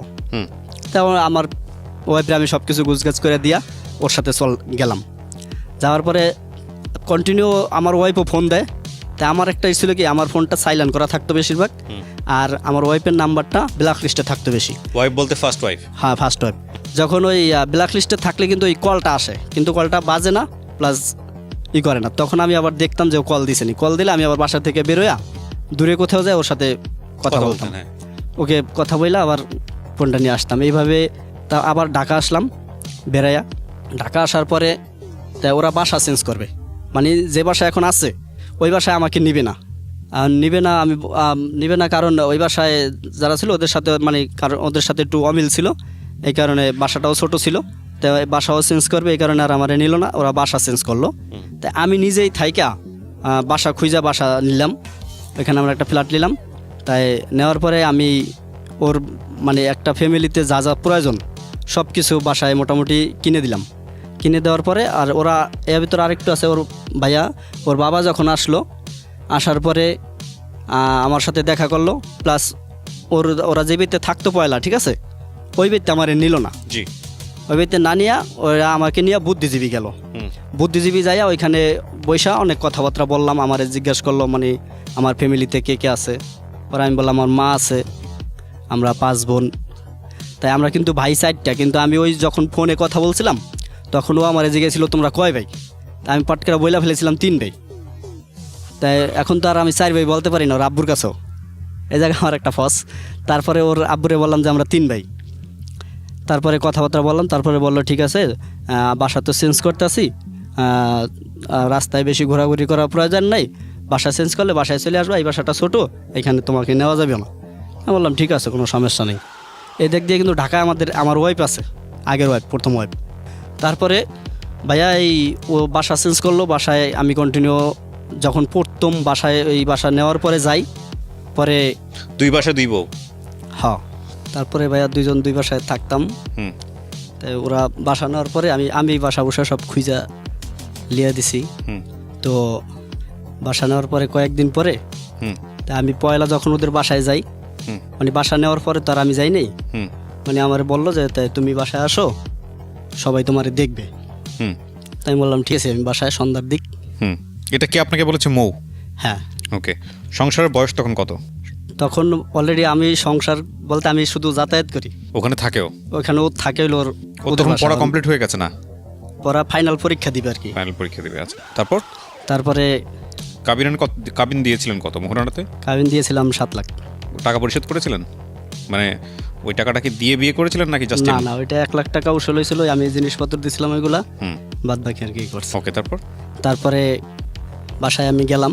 বাসায় যাওয়ার পর ওর এক খালু থাকতো ওইখানে, উনিও সরকারি চাকরি করে। ওর খালাতো ভাইরা ওরা সবাই মানে শিক্ষিত, সবাই আসলো। আসার পর সবার সাথে আমার পরিচয় হলো। আমার ভিতর ভয় ফিল করতেছে যে আমি কি আর সবাই শুধু আমি আল্লাহ আল্লাহ করতেছি আর ভয় করতেছি, কে কি প্রশ্ন করে কে কি বলে জানি, আল্লাহ কেউ কিছু না বলে, কেউ কিছু কোনো প্রশ্ন না করে। তারপরে সবাই একসাথে রাত্রে খাবার খেলাম, রাত্রে খাবার টাবার খায়া ওর খালুরা ওর বাসায় চলে গেল। তা আমি ওইখানে রাত্রে ছিলাম। রাত্রে থাকার পরে আমি আবার বললাম যে আমি সকালে তাড়াতাড়ি চলে যেতে হইব, নয়তো ভাইয়া যদি বাসায় না পায় তাহলে আমার লাগে রাগারাগি করতে পারে যে রাত্রে কইছিলাম। তো বলছে ঠিক আছে তুমি সকালবেলা চলে যাও। তাই আমি সকালে, ওরা নাস্তা করছে, নাস্তা খেয়ে আমি বাসায় চলে আসছি। বাসায় আসার পর ফোনে কথা হইতেছে, আবার দেখা গেল 1 দিন 2 দিন পরে আমি ওই বাসায় যাইতেছি। যখন কাজের ফাঁকে দিনের সময় পাই তখন যাইতেছি। জাস্ট কন্টিনিউ যাতায়াত আমাদের হইতেছে, প্লাস অনেক সময় রাত্রে ওইখানে থাকা হইতেছে। তারপরে আমার হঠাৎ করে আমার একটা অ্যাক্সিডেন্ট হইলো, মানে আমার কিডনিতে পাথর হইলো। আচ্ছা, তাই আমার ইসলামিয়া হসপিটাল আমার অপারেশন। মানে আপনাকে যে বিয়েটা দিল বা বিয়েটা করলো, ওনারা আপনার বাড়ি ঘর কিচ্ছু দেখে নাই? না, ওনারা আমার বাড়ি ঘর কিচ্ছু দেখে নাই। আপনিও তো স্টুডেন্ট মানুষ, তখন কিছু করেন না, আপনাকে এইভাবে কেন ওনারা বিয়েটা দিল? আর না, তারা বিয়েটা দিছে, আমি বলছি যে এখন আমি বিয়ে করে রাখবো, বা ও বলছে যে এখন বিয়ে করে রাখো তুমি, যখন তোমার পড়াশোনা শেষ হইব, চাকরি বাকরি পাইবা, তখন না সবাই বইলো। আমি বলছি হ্যাঁ ভালো কথা, এটা হয়। এই জন্য আর কি ওরা বিয়েটা করলো মৌয়ে। আচ্ছা, আর আমি তো আমারটা তো আমি জানি যে আমি পড়াশোনাও করি না, প্লাস আমার জানি না, মানে এটা বলতে ইচ্ছা করছে আমার, আমি যে কারণেই বলছি, বিকজ আমি তো আসলে ওই ফ্যামিলির সাথে কথাও বলিনি, এবং এখানে ওনাদের পরিচয় সমস্ত কিছু, এবং নামটাও ছদ্মনাম ব্যবহার করা হয়েছে। তো তারপর আমার বলতে বাধ্য হচ্ছে যে নিশ্চয়ই কোনো ব্যাপার স্যাপার ছিল ওই ফ্যামিলিতে, কোনো গোপনীয়তার, ওনাদেরও কোনো উইকনেস ছিল, নইলে এইভাবে জেনে শুনে কিভাবে একটা ছেলেকে না জেনে ভালো করে তার কাছে তারা মেয়ে দিয়ে দেয়। যাই হোক, বলেন তারপরে ভাইয়া মানে ওদের আমার অপারেশন শুরু হইলো। মানে আমার হঠাৎ করে আমার কিডনিতে পাথর হইলো, আমার প্রচুর ব্যথা। তাই আমি মেডিকেল গেলাম, মেডিকেল থেকে রিপোর্ট করার পরে আমারে মানে অপারেশন করা লাগবে। তাই ভাইয়া আবার বাহির থেকে বললো যে কোনো নর্মাল ডাক্তারের কাছে যাও না, ওরা কাটা ছিঁড়া করে তোমার অনেক ক্ষয়ক্ষতি করে ফেলাইবো। তুমি মানে একটা নাম বললো আমার এক গার্জেনের, তাই ওনার কাছে যাও, উনি তোমার ভালো মেডিকেল নিয়ে যাবে। পরে ওইখান থেকে ইসলামিয়া ব্যাংক হসপিটালে গেলাম, কাকরেল। তো ওইখানে আমার অপারেশন হইলো। তাই অপারেশনের সময় তো আমার কাছে ফোন থাকবে না, তাই আমি ওরে বলছি যে এরকম আমার কিডনিতে পাথর হয়েছে, অনেক পেন হইতেছে, তো আমি মেডিকেল আছি। আচ্ছা, তাই এরকম 1 সপ্তাহের মতন আমার খাওয়া দাওয়া সব কিছু বন্ধ। ওকে, আর আমি তো ব্যথায় ভুগতেছি, প্লাস ওর সাথে কথা টুকটাক চলে, বাসায় যাইতে পারতেছি না, আর ও আসতে দেখা হইতেছে না। তো ওদিকে বলতেছে যে কীভাবে কীরকম থাকো, তো ভাবিদের একটু ভালো মতন খেয়াল করতে বললো। আমি বলছি হ্যাঁ সব ঠিক আছে, কোনো টেনশন করো না, তুমি তোমার মতন থাকো, তুমি শুধু আমি ফোন দিতে মানা করলে তুমি ফোন দিবা না। ওকে, কারণ ফোনটা যদি আমার কাছে না থাকে, আমি তো এখন অসুস্থ। পরে ভাইয়া আমার অপারেশন হইলো, ওই অপারেশন আমার ওটিতে ঢুকাইলে 11টা বাজে রাত্র। তাই আমি ফোনটা আমার বউয়ের কাছে দিয়ে দিছি। তাই এর আগে আমি ওর ফোন দিয়ে বললাম যে 11টা বাজে আমি ওটিতে ঢুকবো, ফোন আমার কাছে থাকবো না, তুমি কিন্তু ফোন দিও না, আর তোমার বাসায়ও কাউকে বলার দরকার নাই, আমি সুস্থ হইলে বাসায় চলে আসবো। আচ্ছা, তাই ও আর কাউকে বলে নাই। পরে আমি আবার আমার ফেসবুকে একটা স্ট্যাটাস দিছি যে আমি হসপিটাল আছি। তো এগুলো আবার ওরা দেখছে, মানে ওদের ভাই যাদের সাথে আমার অ্যাট আছে, ওদের আত্মীয় স্বজনের সাথে দেখার পরে আমার আবার ফোন দিল, কি হয়েছে রনি? আমি বললাম, মানে সবাই বলছি যে আমার এরকম কিডনিতে পাথর হয়েছিল, ওইটা অপারেশন হয়েছে। এর ভিতর আবার ও একদিন ফোন দিছে, আমি যখন মেডিকেলে ফোন দেওয়ার পরে ফোনটা আমার ওয়াইফ ধরছে, প্লাস ধরার পরে আবার কাইটা দিছে, মানে আমার ওয়াইফের কণ্ঠ পাইয়া। তাই আমার ওয়াইফ ওই সময় তো আমার নিয়ে খুব ব্যস্ত, তাই আর ফোন দেয় নাই, ও ব্যাক ফোন করে নাই, ভাবছে হয়তো কে নাকি দিছে। ফ্যামিলির সাথে এমনভাবে চলছি, মানে ও বুঝতে পারে না কোনোদিন যে আমার সাথে কোনো মেয়ের সাথে কোনো প্রেম আছে বা কোনো ভালোবাসা আছে, বা কোনো মেয়ের সাথে আমি ঘর সংসার করতেছি বাইরে। মানে আমি এই বুঝটা কখনোই আমার ফ্যামিলিকে দেইনি, এইভাবেই আর কি চলছি। তারপরে আমি মেডিকেল থেকে আসলাম, আসার 3-4 দিন বাসায় ছিলাম। বাসায় থাকার পরে আমি আবার ওদের সাথে দেখা করতে গেলাম। জি। দেখা করতে যাওয়ার পরে ওর সবাই শুনে মানে খুব অবাক হইলো যে এত বড় একটা ঘটনা হইলো, কেউ বললা না, আমরা তো মেডিকেল যেয়ে দেখতে পারতাম, যদি তোমার ফ্যামিলির কেউ সাথে নাও দেখা করতাম দরকার হলে আমি দূরে থেকে অন্য পরিচয় দিয়ে যায় দেখা করতাম। আচ্ছা। মানে তাদের সেন্সে এইটা এলো যে অন্য পরিচয় দিয়ে দেখা করব, কিন্তু আমার ফ্যামিলির কাছ থেকে একটা খবর নিব এই চিন্তাটা কখনো আসলো না। ওকে। তারপরে ভাইয়া আমার অপারেশন নিল, অপারেশনের 5-6 মাস পরে তাই আমার বাড়িতে আমি গেলাম। বাড়িতে যে প্রায় 10-15 দিন ছিলাম। তারপরে বললাম যে আমি একটু বাড়িতে যাইতেছি, তুমি থাকো। আচ্ছা। আর আমার ফ্যামিলি লোক তখন ঢাকা। জি। আমি আবার মানে আমার অপারেশনের পর বাড়ির মাহারা সবাই কান্নাকাটি করছে, মানে সবার সাথে দেখা করতে যাইতেছি। তো সবার সাথে যাই দেখা ঠাকা করার পরে আম্মুরে বললাম যে আম্মু তোমাদের বউ আমি দেশে রেখে দেন, ঢাকার রাখবো না, ঢাকা আমি একাই থাকুম এখন। তা আমি বলছে ঠিক আছে রেখে যা, সমস্যা তো নেই কোনো। পরে আমি ওই আম্মু বলার সাথে সাথে আমি তাড়াহুড়া করে সব কিছু ওকে করে আমি ঢাকা থেকে আমার ওয়াইফরে নিয়ে গেলাম দেশে। কোন ওয়াইফ এটা, ফার্স্ট না সেকেন্ডটা? ফার্স্ট। ওকে। তা আমি দেশে নিয়ে যাওয়ার পর ওরে দেশে রাখা, তখন আমার তো আর ঢাকায় কোনো মানে পেন থাকবে না। পরে আসলাম, আসার পরে আমি আবার বাড়িতে বসে ফোন দিলাম যে এরকম এরকম ভাইয়ার বাসায় আর থাকবো না, ভাইয়ের লাগে একটু কথার কাটাকাটি যাই হোক, ভাইয়ের বাসায় আমি থাকবো না, আমি এখন হয়তো কন্টিনিউ তোমাদের বাসায় থাকবো। আমার তো কোনো চাকরি বাকরি চাকরি বাকরি নাই, তখন তো আমি বলতে পারি যে আমি কাজ করি অলরেডি, এটা তো বলা সম্ভব না। জি। তাই বললো ঠিক আছে থাকো, তাই তুমি তোমার আব্বুর সাথে তোমার আম্মুর সাথে কথা বলো। আচ্ছা। তারপরে ওর আব্বুর সাথে আম্মুর সাথে কথা বললো, বলার পরে বলে ঠিক আছে সমস্যা কি, আমাদের তো আর এক রুম না, আমরা তো ফ্ল্যাট, তোরা তোদের মতন থাকবে, আমরা আমাদের মতন থাকবো। ওকে। তারপরে আমি আসলাম বাইর থেকে এসে ডাইরেক্ট ওদের বাসায় উঠলাম। ওকে। আচ্ছা ভাইয়া একটা জিনিস, আমি ঢাকায় মেসেট বা ঢাকায় আমার বাড়ি আছে স্থানীয়, আমি এরকম একটা পরিচয় তোর কাছে আছে, যেহেতু আমি বাড়ি থেকে বেরোয় গেলাম, আমি যে একভাবে উঠলাম এটা বুঝে হতো একটা মানুষের একটা কিছু বোঝা উচিত, যাও এটা বোঝে নেয় ওরা। তারপরে ওইখানে আমি কন্টিনিউ থাকতেছি। কন্টিনিউ থাকার পরে ওর মামা থাকে একটা মোহাম্মদপুর, তো মামার বাসায় আমার দাওয়াত দিল, তাই আমি আবার ওইখানে গেলাম। তোর মামা মোটামুটি ভালো একটা পর্যায়ে আছে, চাকরি করে। ওর মামার বাসায় যখন যাই, ওর মামা হয়তো আমার বিভিন্ন প্রশ্ন করতে পারে, কিন্তু কখনো কেউ কোনো প্রশ্ন করে নাই, কোনো কিছু জিজ্ঞেস করে নাই। ওর মামার বাসায় আমি 2 দিন না জানি একদিন বেরালাম, বেড়াইয়া ওরকে নিয়ে আবার আসলাম বাড়িতে, বাসায় আমার বাসায়। আসার পরে এর ভিতরে আমাদের মোটামুটি 1 বছর চলে গেছে, ওর সাথে আমি ঘর সংসার করতেছি। ওকে। তারপরে ওর এক মামাতো ভাইয়ের বিয়ে, উনি আমাদের বাসায় আসছে। বাসায় এসে মানে উনি এক ভালো একটা কোম্পানিতে চাকরি করে, এসে আমার সাথে পরিচয় হলো। পরিচয় হওয়ার পরে মানে আমাদের দাওয়াত দিয়ে গেল দেশে বিয়ে করবে। জি। তাই আমাদের সবার দেশে যাইতে হবে। তাই আমি বললাম ঠিক আছে যাব। তাই এরকম বিয়ের ওর বিয়ের পড়লো, অনুষ্ঠানের সময় হইলো, তখন আমরা ঢাকার থেকে ওদের বাড়ি আমি ফার্স্ট যাই। আচ্ছা। গ্রামের বাড়ি। আচ্ছা। ওকে নিয়া, ঠিক আছে। তারপরে ওদের ফ্যামিলির সবাই যাই, এরকম মনে করেন মানে ঢাকাতে ওদের ফ্যামিলির অনেক লোক থাকে মোটামুটি, মানে সবাই মিলে একসাথে যাইতেছি। তারপরে আমি ওদের দেশে গেলাম। দেশে যাওয়ার পরে ওইখানে তো ওদের কাকা ওর আত্মীয় স্বজন যেখানে যারা ছিল সবাই এক হয়েছে, বড় করে অনেক অনুষ্ঠান হয়েছে। এখানে যাওয়ার পরে আমি যে একটা মানুষ শিক্ষিত অশিক্ষিত বা এই মানুষটা কেমন, অনেক মানুষ দেখলে বোঝে। তা আসলে আমি সবার সাথে চললাম, সবার সাথে এই করলাম, ভালো ওদের ফ্যামিলির সবার সাথে, কেউ আমাকে কোনোদিন মানে এরকম কোনো প্রশ্ন করলো না। যাক ওইখানে আমি 1 সপ্তাহ ছিলাম। এই 1 সপ্তাহে আবার কন্টিনিউ আমার বাড়িতে তো ফোন দিতে হয়।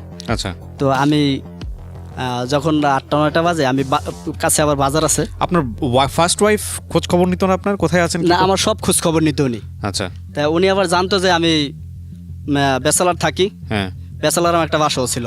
আচ্ছা, ঠিক আছে। আর কন্টিনিউ আমি বাসায় থাকতাম না, প্লাস কম বেশি ভাড়া দিতাম। আর যদি কোনো আমার আত্মীয় স্বজন মানে ও আমার ফার্স্ট ওয়াইফের জিজ্ঞাসা করতো বা আসতো, তখন তাদের ওই বাসায় নিয়ে যেতাম। আচ্ছা। তারপরে ওদের কাছে বাড়ির কাছে একটা বাজার ছিল, ওই বাজারে গিয়ে জাস্ট কথাবার্তা বলতাম আমার ওয়াইফের সাথে। পরে আবার আমি ফোনটা ওর নাম্বারটা আবার করে রাখতাম। পরে এখানে 1 সপ্তাহ ছিলাম। 1 সপ্তাহ থাকার পরে ঢাকা আসলাম। সবাই মিলে ঢাকা আসার পরে জানুয়ারির 1 তারিখ, তাই ও আবার বললো কি যে চল আমরা আলাদা বাসা নেই, ওকে, আব্বু আম্মুর সাথে থাকবো না। ওকে, ঠিক আছে লও। এর ভিতর আর পরীক্ষা হয়ে গেছে। ওকে, অনার্স ফাইনাল পরীক্ষা হয়ে গেছে। তারপরে জানুয়ারিতে ও বাসা নিতেছিল, তাই আমি বাসা নিলাম। হুম বাসা নেওয়ার পরে বাসায় অলরেডি আমি সব কিছু কিনছি, যা যা প্রয়োজন একটা সংসারে ওকে সব কিছু লিছি। নেওয়ার পরে বাসাও আলাদা লিছি।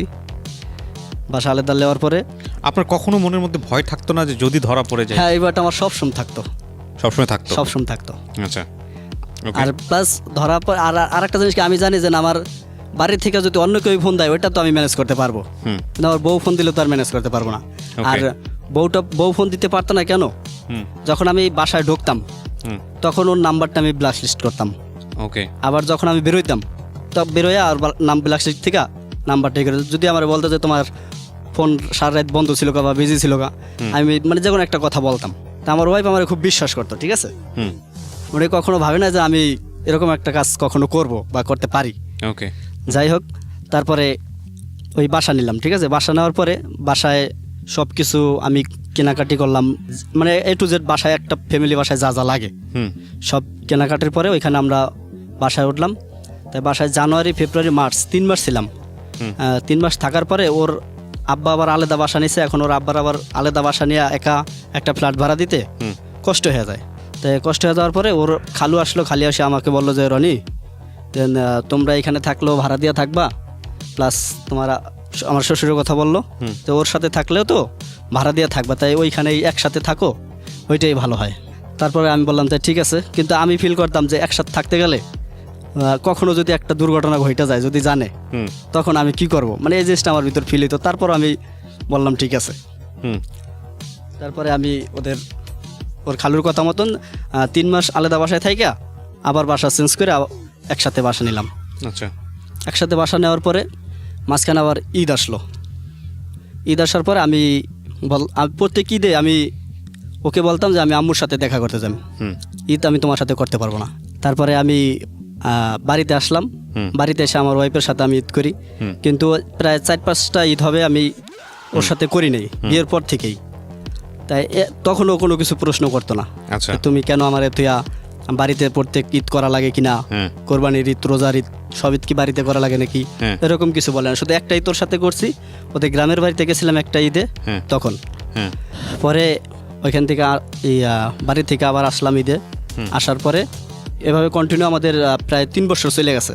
আচ্ছা এই আমি ওরে নিয়ে এক বাসায় থাকতেছি, ওর বাবা মার সাথেই থাকতেছি Okay. একসাথে। হুম 3 বছর থাকতেছি। 3 বছর থাকার পরে লাস্টে আবার ঈদ আসলো।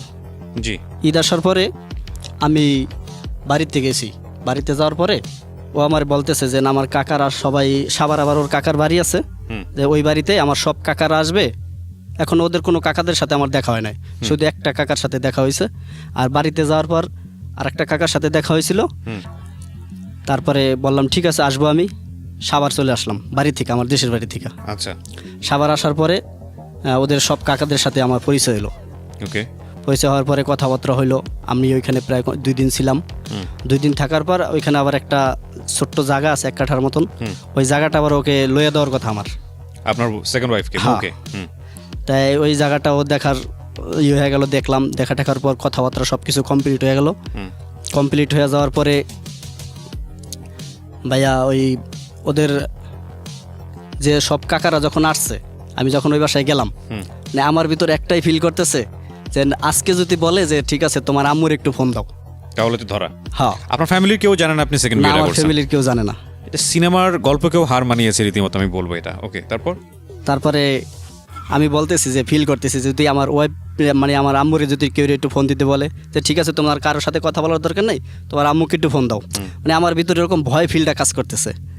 তারপরে এদিকে আমার ওয়াইফ আবার ফোন দিতেছে যে তুমি আসলা বাড়ি, আমি আবার মানে আমার একটা ফ্রেন্ডের বাসার নাম বললা সাবার চলে আসছি, আবার গেলাগা এতদিন পর বাড়ি আসলা।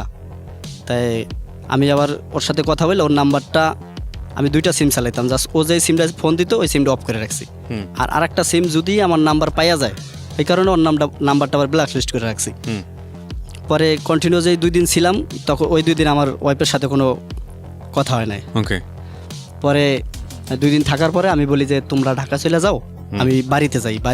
মায়ের তো আর বইলা আসি নাই, আমি তো ফ্রেন্ডের বাসার কথা বইলাইছি, তাই আম্মুকে বইলা তারপরে ঢাকা আসি। ওকে তো বলছে ঠিক আছে। ওইখানে ভাইয়া ওরা যে কাকারা ছিল আমারে খুব মানে একটা ইজ্জত করছে, আমি ওদের ফ্যামিলির বড় জামাই।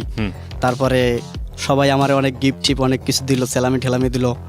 তারপরে সবাই একসাথে খাওয়া দাওয়া করলাম, মানে জাস্ট আনন্দ ভিতরে, আমার ভিতরে মানে ভয়। আর এর ভিতর ওদের ফ্যামিলির কেউ বললো না যে ঠিক আছে তাই তোমার ফ্যামিলির কারোর সাথে একটু কথা বলি বা কি। আমি ভাবছি যেটা যে ওদের ফ্যামিলি যে কোনো একজন বলবে, কিন্তু কেউ বলে নাই। শুধু এইটুই বললো যে তোমার বাবা মারে তোমার মায় কেমন আছে বা তোমার ফ্যামিলির সবাই কেমন আছে। আমি বললাম ভালো আছে, জাস্ট এইটুকুই বললো। তারপরে ওইখান থেকে আমি বাড়িতে চলে আসি। বাড়িতে আসার পরে বাড়িতে আমি 3-4 দিন থাকি। থাকার পরে ঢাকা আসি। ঢাকা আসার পর কন্টিনিউ আমাদের সংসার চলতেছে ভালোই। তারপরে কোরবানির ঈদ আসলো। কোরবানি ঈদ আসার পরে আমি বললাম যে আমি তো বাড়িতে যাব, বাড়িতে কোরবানি দিব, তাই আমি তো না থাকলে হবে না। আর কেউ কোনো কিছু বললো না, বলছে ঠিক আছে তাই যাও তুমি আমাকে নিয়ে করো, ঈদ করো। এর ভিতর ভাই আরেকটু কথা, মানে একদিন ও আমারে প্রায় মানে এই ঘটনার মাস 6 আগে আমার আম্মুর সাথে কথা বলবেই। তাই বলবে যখন, এখন আমি তো অনেক বিপদে পড়ে গেছি, কিভাবে কথা বলাবো। তাই আমি বললাম চলো আমার এক ভাগ্নির বাসায় যাই। মানে আমার ভাগ্নিকে বলছি যে তোর বাসায় আসলে তুই আম্মুর সাথে কথা বলবি, এইভাবে আমি ডাইরেক্ট বলতে পারবো না। আচ্ছা। পরে যখন আমার ভাগ্নির বাসায় যাবে, তখন আবার ওর একটা ছোট ভাই আছে, ওরে সাথে নিয়ে যাবে। তাই আমি আবার ওরে সাথে নিয়ে গেলে যদি ওইখানে কোনো কিছু হয়, তখন যদি আবার একটা হয় সবাই জানবো। তাই আমি আর ওর ভাইকে নিয়ে যাইতে চাইলাম না। তাই আমি আবার বুদ্ধি করে নিচে নামলাম। নিচে নামে আমি আম্মুকে ফোন দিছি। প্রথম ভাবিকে, আমার বড় ভাবিরে ফোন দিছি যে ভাবি একটা কথা বলি, কাউকে কিছু বলবেন না, শুধু আম্মুকে বলবেন আর কাউকে বলবেন না। তাই ভাবি বললো কি? তো ভাবির সাথে বললাম যে এরকম একটা ঘটনা ঘটছে, এখন আম্মুর সাথে ওই কথা বলবি। তাই আম্মু তো আর কথা বলবো না, এরকম ঘটনা।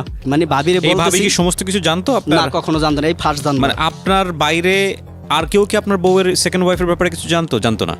শুধু আমার একটা ফ্রেন্ড জানতো। একটা ফ্রেন্ড জানতো। হ্যাঁ। আচ্ছা, তারপরে ওই ভাবিরে বললাম যে আপনি আম্মুর সাথে একটু কথা বলাই দিবেন। আম্মুকে যেইভাবে হোক ম্যানেজ করে, মানে শুধু বলবো ওই কথাগুলো আম্মু শুনবো, আর কিছু আম্মুর কিছু বলা লাগবে না। ওকে। মানে এটা আমি ভাবির সাথে বললাম। তাই ভাবি কয় আমি এটা পারুম না, তুই এরকম একটা কাজ করছিস, এটা আবার আমি এই আম্মারে বলুম, আম্মায় আবার এটার এই করবো, হে তো ওই পদের মানুষ না, এটা করবো না। তাই আম্মুর আবার বললাম যে আম্মু তুমি যদি না খাও তাহলে আমার এখন অনেক সমস্যা হইব। পরে ফোন দিলাম, বাসায় গেলাম। আমি বাসায় যাই বললাম তোমার লাগে আম্মু কথা কইব, তাইলে আর ভাগ্নির বাসায় যাওয়ার দরকার নেই। তো বললো তাই ঠিক আছে। পরে আম্মুরে ফোন দিলাম যে আম্মু তোমার বৌমের সাথে একটু কথা বলো। তাই ও ফোন নিয়ে সালাম দিল। সালাম দেওয়ার পরে কথাবার্তা বলার পরে বললো যে না আমি তো রনিরে বিয়ে করছি, আমরা তো একা একা বিয়ে করে ফেলাইছি, তাই আমরা তো অনেক ভুল করে ফেলাইছি, মা আপনি আমাদের ক্ষমা করে দিয়েন, আর আপনি আমাদের জন্য দোয়া করেন, আমরা রনি যদি আমাকে নিয়ে আসে তাই আমি আপনাদের বাড়ি আসবো। তাই আম্মু আবার বললো যে ঠিক আছে বিয়ে করছো, দেখাশোনা করো নাই, একা একা বিয়ে করছো, এটা আমি কিছু জানি না, তোমরা বিয়ে করছো যে তোমরা ঘর সংসার করো। জাস্ট আম্মু এই কথাটুই বলছে। বলার পরে আম্মু আবার পরে আমারে ফোন দিছে যে তুই এটা কি করলি, তোর ঘরে 2টা সন্তান আছে, রাইট, তোর বউ আছে। কই আম্মু এটা আমি তো ইচ্ছা করে করি না, যে কোনোভাবে হয়ে গেছে, এখন কি করা যায়, এখন ও আমার ছাড়তে পারবো না, আমি ওরে ছাড়তে পারবো না, যেভাবে হোক এটা ম্যানেজ করতে হইব, তুমি দুলাভাই হাগো সবাই লাগে কথা বলো। কিন্তু বাসায় আমার কারোর সাথে কোনো কথা কেউ শোনে না, ঠিক আছে? বাসায় আমার এটা যে শোনে ওই আমার লাগে কথা বন্ধ করে দেয়, মোবাইল আমি ফোন দিলে রিসিভ করে না। এর ভিতর আম্মুর সাথে তো কথা বলার পরে আরে বললাম চলো তাই আমরা একটু ঘুরে আসি। তাই আবার আমরা ঘুরতে বেরোলাম। আমরা তখন আহসান মঞ্জিল গেলাম, ওইখানে সারাদিন ছিলাম। সারাদিন থাকার পর প্রায় ওইখান থেকে ধানমন্ডি আসছি। ধানমন্ডি লেগে ওইখান থেকে রাত 10-11 বাজে বাসায় গেছি। বাসায় যাওয়ার পরে তো কন্টিনিউ আমাদের সংসার চলতেছে। তারপরে যখন ওই যে ভাবির নাম্বারটা আমি ফোন দিছি, তখন ওই নাম্বারটা ওর মোবাইলে ছিল, ওর মোবাইল দিয়ে আমি ফোনটা দিছি। এটা আমি একটা ভুল কাজ করছি। আমি ওর মোবাইল দিয়ে ফোন দিয়া, তারপরে ওই নাম্বারটা ওর মোবাইলে যখন ছিল, ওই নাম্বারটাও সেভ করার পরে ইমুতে চলে গেছে। ইমুতে যাওয়ার পরে ওইখানে ওর ইমুতে আবার আমার আর ওর ছবি দেওয়া ছিল, আর লেখা ছিল মিসেস রনিমুখ মৌ, ঠিক আছে? তারপরে ওই নাম্বারটা আবার আমার ভাতিজি দেখছে। ভাতিজি দেখা আমার ওয়াইফরে ডাক দিছে যে কাকি কাকি এদিকে আনতে। আমার ভাতিজি কিন্তু এই ঘটনাটা জানে না। কি পরে ওই ছবিটা দেখাইছে যে এই ছবিটা কে, কয় এটা দি তোমার কাকায়। হুম আর মেয়েটার দেখা কয় এই মেয়েটাকে, মানে আমার বউ তখনও বিশ্বাস করে না যে আমি এরকম কিছু করছি। হুম তারপরে ভাবি বলছে যে তোর ছবি কলম, মানে আমার বউর কথা, প্রথম ওয়াইফের কথা বললো, ও দেখছে। আমি কই কীভাবে দেখলো, কয় মানে আমার বাতিজির কথা বললো, ও তো বোঝে না, ও দেখাই ফেলাইছে। পরে আবার আমি যখন ফোন দিলাম তখন কয় এরকম এরকম দেখলাম, কয় এরকম থাকতে পারে, তুমি কার ছবি কী, মানে আমি আর একটা ভোজ দিয়ে দিলাম। হুম প্রথম বউটা বোকাশোকা ছিল? বউটা বোকা শোকা ছিল না, বউটা মানে আমার খুব বিশ্বাস করতো। আচ্ছা, তারপর? তারপরে ওইখান থেকে ওই ইমুর থেকে ওই নাম্বারটা আবার নিছে হুম আমার বউ, ঠিক আছে। হুম নেওয়ার এটা আর কেউ জানে না বাসার, তো কন্টিনিউ আমাদের তো সংসার চলতে আছে। এই যে এই পরিচয়টা হলো 2-3 মাস হয়ে গেছে। হুম তখন হ্যাঁ পরে কোরবানির ঈদ আসলো, কোরবানির ঈদে আমি বাড়ি গেলাম, বাড়ির থেকে আবার ওর কাকার বাসায় আসলাম।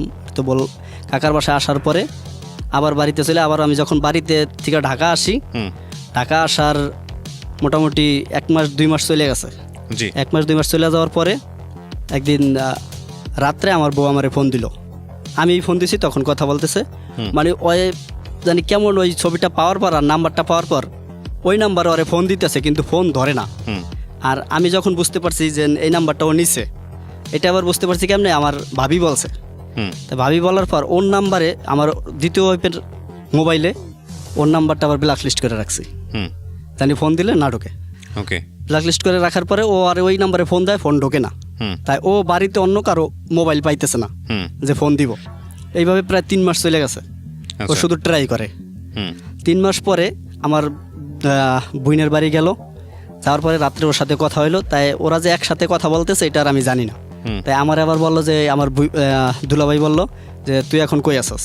আমি কি এখন আমার বাসায় আছি, না তোর বাসায় কোথায়। আমি বললাম যে অমুক জায়গায়, মানে আমার বাসার জায়গার নাম বললাম। পরে বলছে তুই একা আছস না না তোর সাথে আছে কেউ। আমি বললাম না আমি একাই আছি, মানে আমার বেসালা বাসাটার কথা বলতেছি। হুম তাই এটা আবার আমার বউ আর আমার বইনে ওরা সবাই একসাথে ফোনটা আউট স্পিকার দিয়ে শুনতেছে। হুম পরে আমার ফোন ওর সাথে কথা বলার পর আমি ওদের বাসায় ঢোকার আগে আমি ওর নাম্বারটা ব্লাস্ট লিস্ট করলাম, হুম করে বাসায় গেলাম। বাসায় যাওয়ার পরে রাত্রে তো ভালোই কাটলো। সকাল 9টার দিক অন্য কারো একটা মোবাইল দিয়ে মানে আমার বউ ফোন দিছে। হুম ফোন দেওয়ার পরে ওর নাম্বারে ঢুকছে। আপনার কোন বউ ফোন দিয়েছে? আমার প্রথম বউ মানে দ্বিতীয় বউরে ফোন দিছে। হ্যাঁ, তারপর? তাই ফোন দেওয়ার পরে আমি ও তখন নাম্বারে ঢুকছে, হ্যাঁ, দেখো। হ্যাঁ নাম্বারে ঢোকার পরে আমি তখন রেডি হয়েছি, মানে বাইরে বেরাবো। এর ভিতরে ওর সাথে কথা হইতেছে। তাই তখন ওই আমার ওয়াইফের নামটা আমি ওর মুখে শুনলাম। শোনার পর আমি এখন বাসা থেকে বেরোবো না বাসায় বসবো না কি করব। ততদিনে মেয়েটাকে বিয়ে করেছেন কত দিন হয়েছে? এর ভিতরে আমাদের 4 বছর হয়ে গেছে। 4 বছর হয়ে গেছে মেয়েটাকে আপনি বিয়ে করছেন, আপনার ফ্যামিলিতে আসে নাই? না, এই মেয়ের তো পেনাল্টি হওয়া উচিত। এই ধরনের পেনাল্টি না, এর চেয়ে বড় পেনাল্টি হওয়া উচিত। This is my personal opinion, sorry আমি ইমোশনালি বলে ফেলেছি। এটা কিভাবে সম্ভব আমি জানি না, এই এপিসোডটা ও শুনছে কিনা। আমি জানি যদি আপনি বুঝে থাকেন যিনি ওনার ওয়াইফের নামটাম সমস্ত কিছু এখানে গোপন রাখা হয়েছে, আমি আপনাকে স্পেশাল ইনভাইট করছি। This is the first time, আমি কখনোই রেডিওতে এভাবে বলি নাই। আমি ফার্স্ট টাইম আপনাকে ইনভাইট করছি যে প্লিজ কাম টু মি। আমি আপনার মুখে আপনার গল্পটা শুনতে চাই যে 4 বছরে আপনি একটা মানুষের সাথে সংসার করলেন, 4 বছর ধরে আপনি তার ফ্যামিলি দেখেন নাই, আপনি যাকে বিয়ে করেছেন তার বাড়িতে যান নাই, কিছু জানেন না। How it is possible? মানে ওনার কি বাবা মা ছিল না? ছিল তো নিশ্চয়ই, ওনারও তো আত্মীয় স্বজন ছিল, তারাও খোঁজ খবর নেয় নাই। এই জন্যই আমরা বলি জীবন নাটকের চেয়ে অনেক বেশি নাটকীয়। বলেন তারপরে কথোপকথন হচ্ছিল, তারপর কি হলো? ফোনটা আসলো, তখন ওই আমার কথা জিজ্ঞেস করলো যে রনি আপনার কি হয়। তো ও বললো যে রনি আমার হাজব্যান্ড। তো রনি আপনার কি হয়? ও বলতে আছে যে রনি তো আমার হাজব্যান্ড, আমার ছেলে আছে, সন্তান আছে। হুম আপনি আমার মেয়ের সাথে কথা বলেন। হুম তখন আমার ছোট্ট মেয়ের সাথে কথা বলার পরে ও আবার ডিটেলস, মানে আমার একটা নিতে আছে যে আসলে কি না। বললো তোমার বাবা কীরকম, তোমার বাবার নাম কি, তোমার দাদার নাম, মানে এবার নামগুলা জিগাইলো, মানে কন্টিনিউ সব মিলে গেছে। মিলে যাওয়ার পরে আমারে বললো তুমি বসো। আমার দ্বিতীয় স্ত্রী বলতেছে, আমি বললাম বসবো কি, আমার তো সময় শেষ, আমি কাজে যাই, তুমি কে কল দিছে। তারপরে ওই বাইরের থেকে আমার মোবাইলটা দিল যে তোমার মেয়ের সাথে কথা বলো। আমার তখন সিচুয়েশন খুব খারাপ, তখন আমার সিচুয়েশন খুবই খারাপ যে তখন আমি ফোনটা ধরে আমি কি বলবো। তখন জাস্ট ফোন নিছি আমি হাতে, ফোন দিয়ে বললাম আমারে যখন আব্বুকে ডাক দিল, তখন তো আর আমি কি বলবো। করছেন আপনি? তখন আমি জাস্ট এটাই বলছি যে কে তোমার আব্বু, কে তুমি কাকে ফোন দিছো, জি জি জি জি জি মানে Okay. হ্যাঁ হাইড করার জন্য, হ্যাঁ হাইড করার জন্য। হ্যাঁ আমি তারপর? এটা বলছি। তারপরে আমার মেয়ে ওই পার থেকে মানে কাঁদলো, আহা। কায়দা আমার আম্মু আমার ওই প্রথম ওয়াইফকে ফোন দিল। ফোন দেওয়ার পর আমি ওরে বললাম যে আপনি কে, যে আপনি ফোনটা দিয়ে মানে এইভাবে কথাগুলো বলতেছেন। জাস্ট আমি ওর কাছে ধরা দিতেছি না। হুম পরে ও মানে ডিটেলস সব কিছু আমার ওয়াইফ থেকে শোনার পরে অনেক কিছুতেই মিল পেয়ে গেল। হুম ওই যে 3-4 বছর যখন বিয়ে হওয়ার আগে আমার একবার ফোন ওর সাথে একবার কথা হয়েছিল হুম যে না আমার নাম এটা, আমার 2টা সন্তান আছে, ওই কথার সাথে ও মিলাইলো। হুম। ঠিক আছে, ও আমারে বললো যে না আমার আরও 4-5 বছর আগে আমার এরকম একটা ফোন দিছিল, তখন তুমি আমার এইভাবে বুঝাইছিলা, হুম কিন্তু ওইটার সাথে এটার সাথে পুরো মিলে গেছে, হুম এটা কে, তুমি তাড়াতাড়ি সত্যি কথা বলো।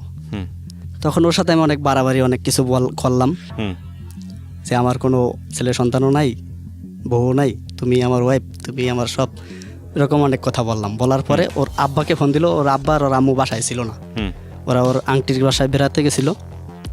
ফোন দিয়া বলল যে আব্বু বাসায় আসো, তোমার সাথে জরুরি কথা আছে।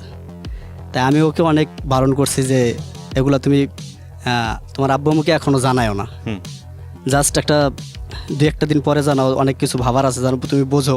ওরে আমি অনেক বুঝাইলাম, হুম কিন্তু ও তখন তৎনগতেই জানাইলো। ওর আব্বু আসার পরে ও আমার সাথে মানে খারাপ ব্যবহার করতেছিল। তখন ওর আব্বু বললো যে কি হয়েছে, হুম আর ওর আম্মু আর ওর আব্বু ওরে গাইলেন, মানে বকা দিছে। হুম মানে তারা এখনো শোনে নাই যে এইটা, পরে কয় ওরে জিজ্ঞাসা করো কি হয়েছে। তা আমারে জিজ্ঞাসা করলো রনি কি হয়েছে, আমি তো কোনো কথা বলি না। তখন ওই বলছে যে ও বিয়ে করছে, ওর ছেলে আছে, সন্তান আছে, মেয়ে আছে, তাদের ওর বউ আমাকে ফোন দিছে। পরে আমি তো ওইখানে মানে আমার কোনো ভাষা নাই, হুম আমি চুপচাপ বসে রইলাম। পরে আমি আব্বুরে মানে ওর আব্বুরে বললাম যে আপনি সব কিছু জানেন, সব কিছু শোনেন। তারপরে যা বলার বললেন, অনেক কথাবার্তা রইলো, কিন্তু ওর আব্বু কোনো কথা শুনলো। ওর আব্বু ওকে জিজ্ঞেস করলো যে তোমার কাবিনের কাগজটা আছে, ও আবার বললো হ আছে। এই ফার্স্ট মেয়ের কাছে কাবিনের কাগজের কথা জিজ্ঞেস করে বাপে। হুম এই 4 বছর ঘর সংসার করার পরে ওদের বিয়াটা কাবিনে কিভাবে কাবিনে হয়েছে না না হয়েছে কিচ্ছু জিজ্ঞেস করেন কিছু এখনো জিজ্ঞেস করে নাই। এই 4 বছর পরে ফার্স্ট জাস্ট বাপে কাবিনের কাগজটার কথা জিজ্ঞেস করলো। হুম কাবিনের কাগজ জিজ্ঞেস করার পরে বললো হ আছে। থাকার পরে জিজ্ঞেস আপনি করলো, তখন ওখানে বসা আমি ওখানে বসা। হুম তারপরে জিজ্ঞেস করলো যে কাবিনের কাগজে কাবিন কত, ওই মেয়ের বাপে জিগাইলো হুম 7 লাখ টাকার 1 লাখ টাকা উড়সাল। হুম আমারে বললো যে টাকা কটা দিয়ে তুমি চলে যাও, আমরা টাকা দিয়ে চলে যেতে বললেন হ্যাঁ আমরা তোমারে কোনো ক্ষয়ক্ষতি করুম না, তোমারে কিছু করুম না। তা আমি শোনার পর কই যে আপনাদের কাছে কি টাকাটাই বড় না আপনাদের মেয়ের সংসারটা বড়, কোনটা? হুম যদি টাকার জন্য ও বিয়া বইতো তাই আগেই বলতো, তাই আমি তো ওর পিছে এই তুই লাখ লাখ টাকা খরচা করছি, তাহলে ওই টাকাগুলো একসাথে ওরে দিয়ে দিতাম। মানে এভাবে অনেক কথা হয়েছে। তারপরে আমার সাথে ওর বাপে কোনো রাব ব্যবহার করে নাই, মিথ্যা কথা বলবো না, জাস্ট শুধু এটাই বলছে যে তুমি টাকাটা দিয়ে বেরিয়ে যাও। আর আমারে বললো যে তুমি এখন যাইবা কই, হুম ডিউটিতে যাইবা, তাইলে যাও। তাই ওই সিচুয়েশনে আমি যত তাড়াতাড়ি সম্ভব যে আমি ওখান থেকে বেরোই, হুম তারপরে হলো আমার মাথা ঠিক হইব। হুম তারপরে আমি ওখান থেকে বলার পর আমি আর ওই ওর মেয়ে আমার ওয়াইফরে বললো যে তুমি গোসল করে রেডি হও, হুম। তোমাকে নিয়ে তোমার আংটির বাসায় যাবি। ওর বাবা বললো হ্যাঁ, তাই ও গোসল করে রেডি হইলো। তারপরে ওর মা হারা ওরা অনেক কান্দাকাটি করলো এখানে, যে এরকম একটা ঘটনা আমরা আগে পিছে জানি নাই, হুম। তোমার এত বিশ্বাস করছি বা ভালোবাসছি, তুমি যেটা বলছো ওইটাই আমরা শুনছি। হুম আমি আবার বললাম যে আপনারা যেটা বলছেন ওইটা আমিও তো শুনছি, আপনারা যেন আমার প্রুফ করেন না, আমিও আপনাকে কোনো প্রুফ করি নাই। আর বিয়ার পর থেকে আস্তরি আপনার মেয়েরও তো আমি কোনো কষ্টে রাখি নাই। আমি যত সম্ভব মানে একটা ছেলে একটা মেয়ের যতটুক দরকার তার থেকে আমি বেশি রাখার চেষ্টা করছি। হুম পরে অনেক কথাবার্তা, মেয়েও মানে আমার ওয়াইফও কান্দে, তার মাও কান্দে, আর ওর বাপের শুধু একই কথা যে তুমি টাকা কটা দিয়ে চলে যাও, হুম কাবিনের কাগজের টাকা কটা দিয়ে চলে যাও। হুম তারপরে বললো যে তুমি কি ডিউটিতে যাইবা? আমি বললাম হ। তা আমি ওখান থেকে বেরোয় আসলাম। আইসা ওই দিন শুক্রবার ছিল, হুম নামাজ পড়লাম। নামাজ পড়ার পরে ওরে ফোন দিলাম, আমার ফোন রিসিভ করতেছে না। হুম তারপরে কয়েকবার ট্রাই করলাম, আমার ফোন রিসিভ করে না। রাত্রে আমার ফোন রিসিভ করছে। আচ্ছা রাত্রে যখন আমি বাসায় গেছি, বাসায় যাই দেখি তালা মারা, হুম ওরা আসে নাই। তাই আমি ফোন দিলাম, ফোন রিসিভ করছে। আমি বললাম যে বাসার চাবিটা কোথায়, আমি কি বাসায় যাব না, তো আমি রাত্রে কই থাকবো? তো আমারে বলো যে কই থাকবি, এটা তো আর আমি জানি না। তুই তো কারি। হ্যাঁ, তোর যেখানে মন চায় ওইখানে থাক, তুই আমার বাসায় আর আসবি না। তা আমি বললাম বাসাটা কি তোমার একা? হুম এই বাসাটা যদি আজকে তোমার বাবা মার সাথে না থাকতো, আমি যদি আলাদাভাবে থাকতাম, তাহলে তো তুমি আমার বাসা থেকে বেরোয় পড়তা, হুম তাই তো আমি বেরোইতাম না। পরে ওই মানে তুই করে কথাগুলো অনেক কথাবার্তা বললো। আমরা ফার্স্ট ওয়াইফের কি অবস্থা এদিকে, তো আপনি সেকেন্ড ওয়াইফ? এদিকে ফার্স্ট ওয়াইফ তো মানে ওর সাথে যোগাযোগ হইতেছে, হুম ঠিক আছে, ওর সাথে কথা কন্টিনিউ চলতেছে। ও বলতেছে এক কথা, ও বলতেছে এক কথা, এইভাবে কথাবার্তা ওরা বলতেছে, ওইটা আর আমি শুনি না, শুধু জানি যে কথা হইতেছে। ওরা দুজন দুই হ্যাঁ। কথা বলতেছে। হ্যাঁ হ্যাঁ, আর আমি ফোন দিতেছি যে তুমি এরকম একটা কাণ্ড কিভাবে করলা, তোমার দরকার ছিল পরে যেন আগে আমার সাথে বসতা, আমার লাগে বলতা, তারপরে না এটার এই করতাম। আপনি ফার্স্ট ওয়াইফে বলতেছেন এটা? হ্যাঁ, আমি আবার বলতেছি, আমি আবার দুলাভাইয়ের সাথে সাথে ফোন দিয়ে বললাম যে এরকম কাজটা কেন করলা, আগে আমার সাথে একটু যোগাযোগ করে না হলে করতা। হুম কয় তোরে তো অনেকবারই সাবধান করছি যে এই পথ থেকে তুই চলে আস, হুম কিন্তু তুই তো আসলি না। এখন ওর তোর 2টা ছেলে সন্তান আছে, তাই কী করবি তুই? হুম তাই আমি বললাম যে এখন কি করব, এখন তো যা হওয়ার হয়েই গেছে, এখন ওরা যা করে আমি তাই ওইটাই রাজি। ওর বাবার সাথে আবার রাত্রে ফোন দিয়ে কথা বললাম, ওর বাবার একই কথা যে প্রথম ওর মার সাথে কথা বলছি, আর মায় বললো যে তুমি আমাদের বাসায় যাইবে না, তোমার আব্বু বাসায় যাইতে তোমার পুরো নিষেধ করে দিছে, তুমি বাসায় যাইবে না, আর তোমার কোনো ক্ষয়ক্ষতি করবো না, এটা তুমি ভয় পাও না। জাস্ট আমার মেয়ের তো কোনো ছেলে সন্তান হয় নাই, আমার মেয়ে আমি আরেক জায়গায় বিয়ে দিতে পারবো, তুমি কাবিনের টাকাটা দিয়ে দিও। আর আমি বললাম যে আমি তো কাবিনের টাকা দিয়ে দিম, ঠিক আছে, আমি তো সারার জন্য বিয়ে করি নাই, সারার জন্য আমি বিয়ে করলে 7 লাখ টাকা কাবিন লাগতাম না। আর বিয়ে যখন করছি তখন আপনারা কিন্তু কেউ ছিলেন না, হুম তখন শুধু ও একলা ছিল। আমি যদি 10 টাকাও লিখতাম ওই জানতো না, আর এক টাকা লেখলেও জানতো না, শুধু ও যেটা বলছে আমি ওইটাই লিখছি। আমি তো সারার জন্য করি নাই, আমি তো আর ওই বাসায় যাইতে পারি না, আমার এক ফ্রেন্ডের বাসায় থাকি, প্লাস কন্টিনিউ এখন ওরে ফোন দিলে ও কথা বলে না, ওর বাবার কাছে দিয়ে দেয়, আর ওর বাবার এই একই কথা। তারপরে আমি অনেক কান্দাকাটি করলাম, অনেক কিছু বললাম যে আমি অলরেডি ওর নামে একটা জায়গা কিনে দিতেছি, ওর ভবিষ্যতের জন্য তো দিতেছি, মানে অনেক কথা বললাম। তারপরে ওর বাড়িতে ওর মামার সাথে ফোন দিলাম, মামারে কথা বললাম, মানে সবার একই কথা, ওর তো ছেলে সন্তান হয় না, ও আর তোমার ভাত খাইবো না, তোমার লাগে আর ঘর সংসারও করবে না, ওরে আমরা আলাদা বিয়ে দেবো আবার দরকার হলে। এভাবে প্রায় 3 মাস চলে গেল, ওর সাথে আমার আর কন্ট্যাক্ট হয় না, আমার নাম্বারটা ব্ল্যাক লিস্টে ফেলাইলো। পরে বিভিন্ন জায়গায় আমি ফোন দিয়ে ওর সাথে যোগাযোগ করার চেষ্টা করি, 2-1 মিনিট কথা বললে আবার রাইখা দেয় যে তোর সাথে আমার কোনো কথা নাই। পরে গত ওই ফেব্রুয়ারির 23 তারিখ ওর বাসা থেকে আমাকে ডিভোর্সের কাগজ পাঠায়। ওকে। ডিভোর্সের কাগজ পাঠানোর পরে ওর সাথে কন্টিনিউ আমি অনেক চেষ্টা করি কথা বলার, কথা বলতে পারি না। তাই একদিন আমার ফোন ধরার পরে প্রায় 2 ঘন্টার মতন কথা বলছি হুম যে তুমি কেন ডিভোর্সের কাগজটা পাঠাইলা, হয়তো আমার কাছে আমার বাড়িতে তুমি একটা গার্জিয়ান পাঠাইতা, আমি যদি বাড়ির সবাই রাজি করতে পারতাম বা তোমার যেটা প্রয়োজন ছিল আমি সব কিছু করতাম, তারপরে তুমি করতা। ওর একটাই কথা যে তোর সংসার আর করুম না, মানে তোর লাগে আর থাকুম না। হুম তারপরে মাঝে মধ্যে আমি ফোন দিই কিন্তু কন্ট্যাক্ট হয় না। তারপর কি হলো? তারপরে আমি First এখন wife? আমি এখন আমার ফার্স্ট ওয়াইফ নিয়ে আসি। ফার্স্ট ওয়াইফ আপনাকে কি বলেছে? না, ফার্স্ট ওয়াইফ এটাই বলছে যে তুমি হয়তো আমারে নিয়ে খাও, তোমার 2টা ছেলে সন্তান আছে, নাইলে ওরে নিয়ে খাও, 2টা স্ত্রী নিয়ে তো খাওয়া সম্ভব না। হুম তাই আমি বললাম আমি ডিভোর্স কয় তারিখে দিয়েছে আপনাকে second wife? Divorce second wife দিয়েছে এই কয় মাস হয়েছে আনুমানিক? ফেব্রুয়ারির 23 তারিখে দিয়েছে। মার্চ এটা তো অ্যাক্টিভ হয়ে গেছে। হুম 3 মাস হয়ে গেলে এটা অ্যাক্টিভ হয়ে যাবে, আপনি হ্যাঁ। রিসিভ করেন আর নাই করেন। হ্যাঁ, তার মানে আপনি এখন আর আপনার সেকেন্ড ওয়াইফের সঙ্গে নাই না যোগাযোগ হয়, তারপর আপনি ফোন করেন ওকে? ফোন আমি মাঝে মধ্যে দিলে কিন্তু ওর সাথে আমার কন্ট্যাক্ট হয় না, আমার নাম্বারটা ব্ল্যাক লিস্টে ফেলেন না। 4 বছর কেউ আপনাকে লাভ করেছে, হ্যাঁ, ভালোবেসেছে? 4 বছর আমাদের কন্টিনিউ লাভ ছিল, কোনো ধরনের কোনো ঝামেলা হয়নি? এই 4 বছর যে ঘর সংসার করছি, মনে করেন একটা সেকেন্ডের জন্য ওর সাথে আমার সাথে কোনো ঝগড়া হয় না। ইন্টারেস্টিং। বাচ্চা কাচ্চা নাই আপনার সেকেন্ড না। ওয়াইফে? কিন্তু ঘটনাটা জানার পরের মুহূর্তে থেকে আপনার কাছ থেকে দূরে গেছে, তো দূরে গেছেই। হ্যাঁ, তখন বিস্তারিত জেনেছে আপনি ক্লাস 8 পাস, আপনার এই তখন আমার ডিটেলস সব কিছু জানছে।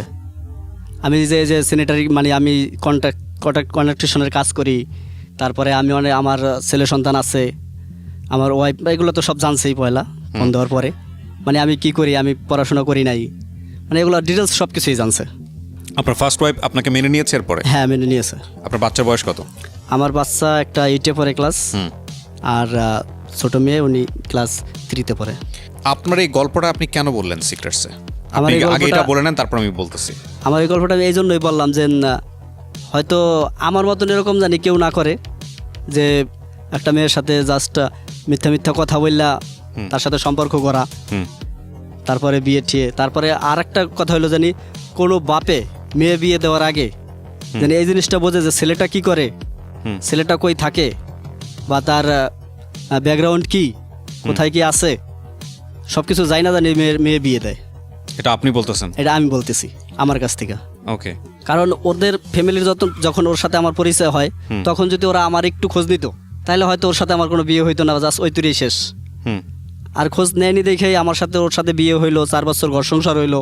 4 বছরের ভিতর যদি একবারও জানতে চাইতো, তারপরেও কিন্তু অনেক আগের থেকেই একটা কথা আছে না যে যদি ভুল ট্রেনে উঠা বসো তাহলে সামনের স্টেশনে নাইমা যাও, তাই এরকম কিছু হইতো, কিন্তু ওরা তো কখনো আমার খোঁজ খবর নেয় নাই। ওকে, আপনি অনেক লাকি যে ওরা আপনার এগেনস্টে কোনো স্টেপ নেয় নাই। তবে এটা স্টেপ নিতে চাইলেও যে নিতে পারতো বিষয়টা, হ্যাঁ নিতে পারতো ডেফিনেটলি, কিন্তু নিলে যে ওনাদের জন্য ভালো হতো আমাদের সামাজিকতায়, সেটাও একটা ফ্যাক্ট। ওনার সঙ্গে আপনার ছবি, ওনার পরিচয়, ওনার পরিবার, আত্মীয় স্বজন সমস্ত জায়গায় তো আপনাকে পরিচয় করিয়ে হ্যাঁ, দিয়েছে। শোনো, ওদের ফ্যামিলির এমন কোনো বাকি নেই যে কারোর সাথে আমি মনে হয় কথা বলি নাই বা কারো বাড়িতে যাই নাই, কারোর সাথে আমার পরিচয় নাই। আর প্লাস তাহলে আপনি লাকি আমি বলবো, কারণটা হচ্ছে ভাই আমি জি। একটু ভুলে গেছিলাম বলতে, যখন আমাদের প্রথম একটা কাবিন হয়, কাবিন হওয়ার পরে ওইটা তো ও আর আমি করি, পরে ও আবার বলে যে কাজী অফিসে একটা কাবিন করব, ঠিক আছে। তখন কাজী অফিসে ওর মামা আমাদের কাজী অফিসে নিয়ে এই ঘটনার 1 বছর আগে একটা কাবিন করায়, তাই তখনও কিন্তু উনি আমার জিজ্ঞাসা করতে মানে পারতো। আপনি যে এখনো জেলের ভিতর নাই, এটাই আমি অবাক হচ্ছি। প্রথম কথা হচ্ছে এটা। দ্বিতীয় কথা হচ্ছে যে তারা আসলে পরিবার হিসেবে ভালো ছিল, যে কারণে আপনার দিক থেকে অন্তত আপনি ছাড় পেয়েছেন। তবে বোকা ছিল, চরমভাবে বোকা। তবে মানুষের বোকামো ডেফিনেটলি এগুলো আসলে একজনের অবস্থান দিয়ে আরেকজনকে জাজ করা খুব কঠিন। তাদের সামাজিকতায়, তাদের প্রেক্ষাপটে বিষয়টা কেমন ছিল, কোন যৌক্তিক ফ্রেমে ছিল, সেটা আসলে তাদেরকে না জানলে বলা খুব মুশকিল। কারণ আমরা যখন কথা বলি তখন কিন্তু আমরা আমার অবস্থান দিয়ে, আমাদের প্রত্যেকের নিজ অবস্থান দিয়ে পুরো পৃথিবীটাকে জাজ করি, হুইচ ইজ অ্যাবসলিউটলি রং। তো আমি এটা একটা গ্রেট স্টোরি ডেফিনেটলি সিক্রেটসের জায়গাটা থেকে। তবে আমি বলি যে জীবনে লুকোচুরি করলে এই লেভেলের লুকোচুরি করা উচিত না, একেবারেই উচিত না। এবং আপনি যদি সুযোগ পান এরকম ভবিষ্যতে যদি আপনার আরও এরকম ঘটনা ঘটে, আপনি সেম ঘটনা ঘটাবেন? না। কেন ঘটাবেন না? আমি তো একটা শিক্ষা পাইছি যে এরকম একটা কাজ করে, এখন আমার ছেলে সন্তান বড় হয়ে গেছে, এখন আগামীতে মনে করেন আমার মেয়ে বড় হয়ে যাইব, তার একটা আছে বিয়ে শাদীর ব্যাপার সব, আমার ছেলে বড় হয়ে গেছে। আপনি কখনো ওই মেয়েটাকে সরি বলছেন যে এই কাজটা করছেন? আমি সবাইকে সরি বলছি যে বাবা আমি তোমাদের সাথে যা কিছু করছি তোমাদের কাছ থেকে আমার ক্ষমা করে দিও, এখন তোমাদের ছাড়া তো আর আমার আর কোথাও যাওয়ার পথ নাই। দ্বিতীয় ওয়াইফকে সরি বলছিলেন? না, তার সাথে তো আর আমার সাথে কোনো আর কন্টাক্ট হয় আপনি না। চাইলে এই অনুষ্ঠানের মাধ্যমে তাকে সরি বলতে পারেন। না, তার কাছে আমি এটুকুই বলবো যে হয়তো আমি ভুল করছি, হয়তো না, আপনি আসলেই ভুল করছেন। হ্যাঁ আমি ভুল করছি, কিন্তু তুমি এরকম আর কারোর সাথে কোনো ভুল করো না।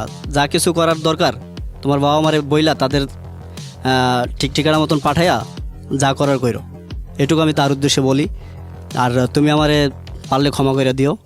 এই স্টোরিটা এখানেই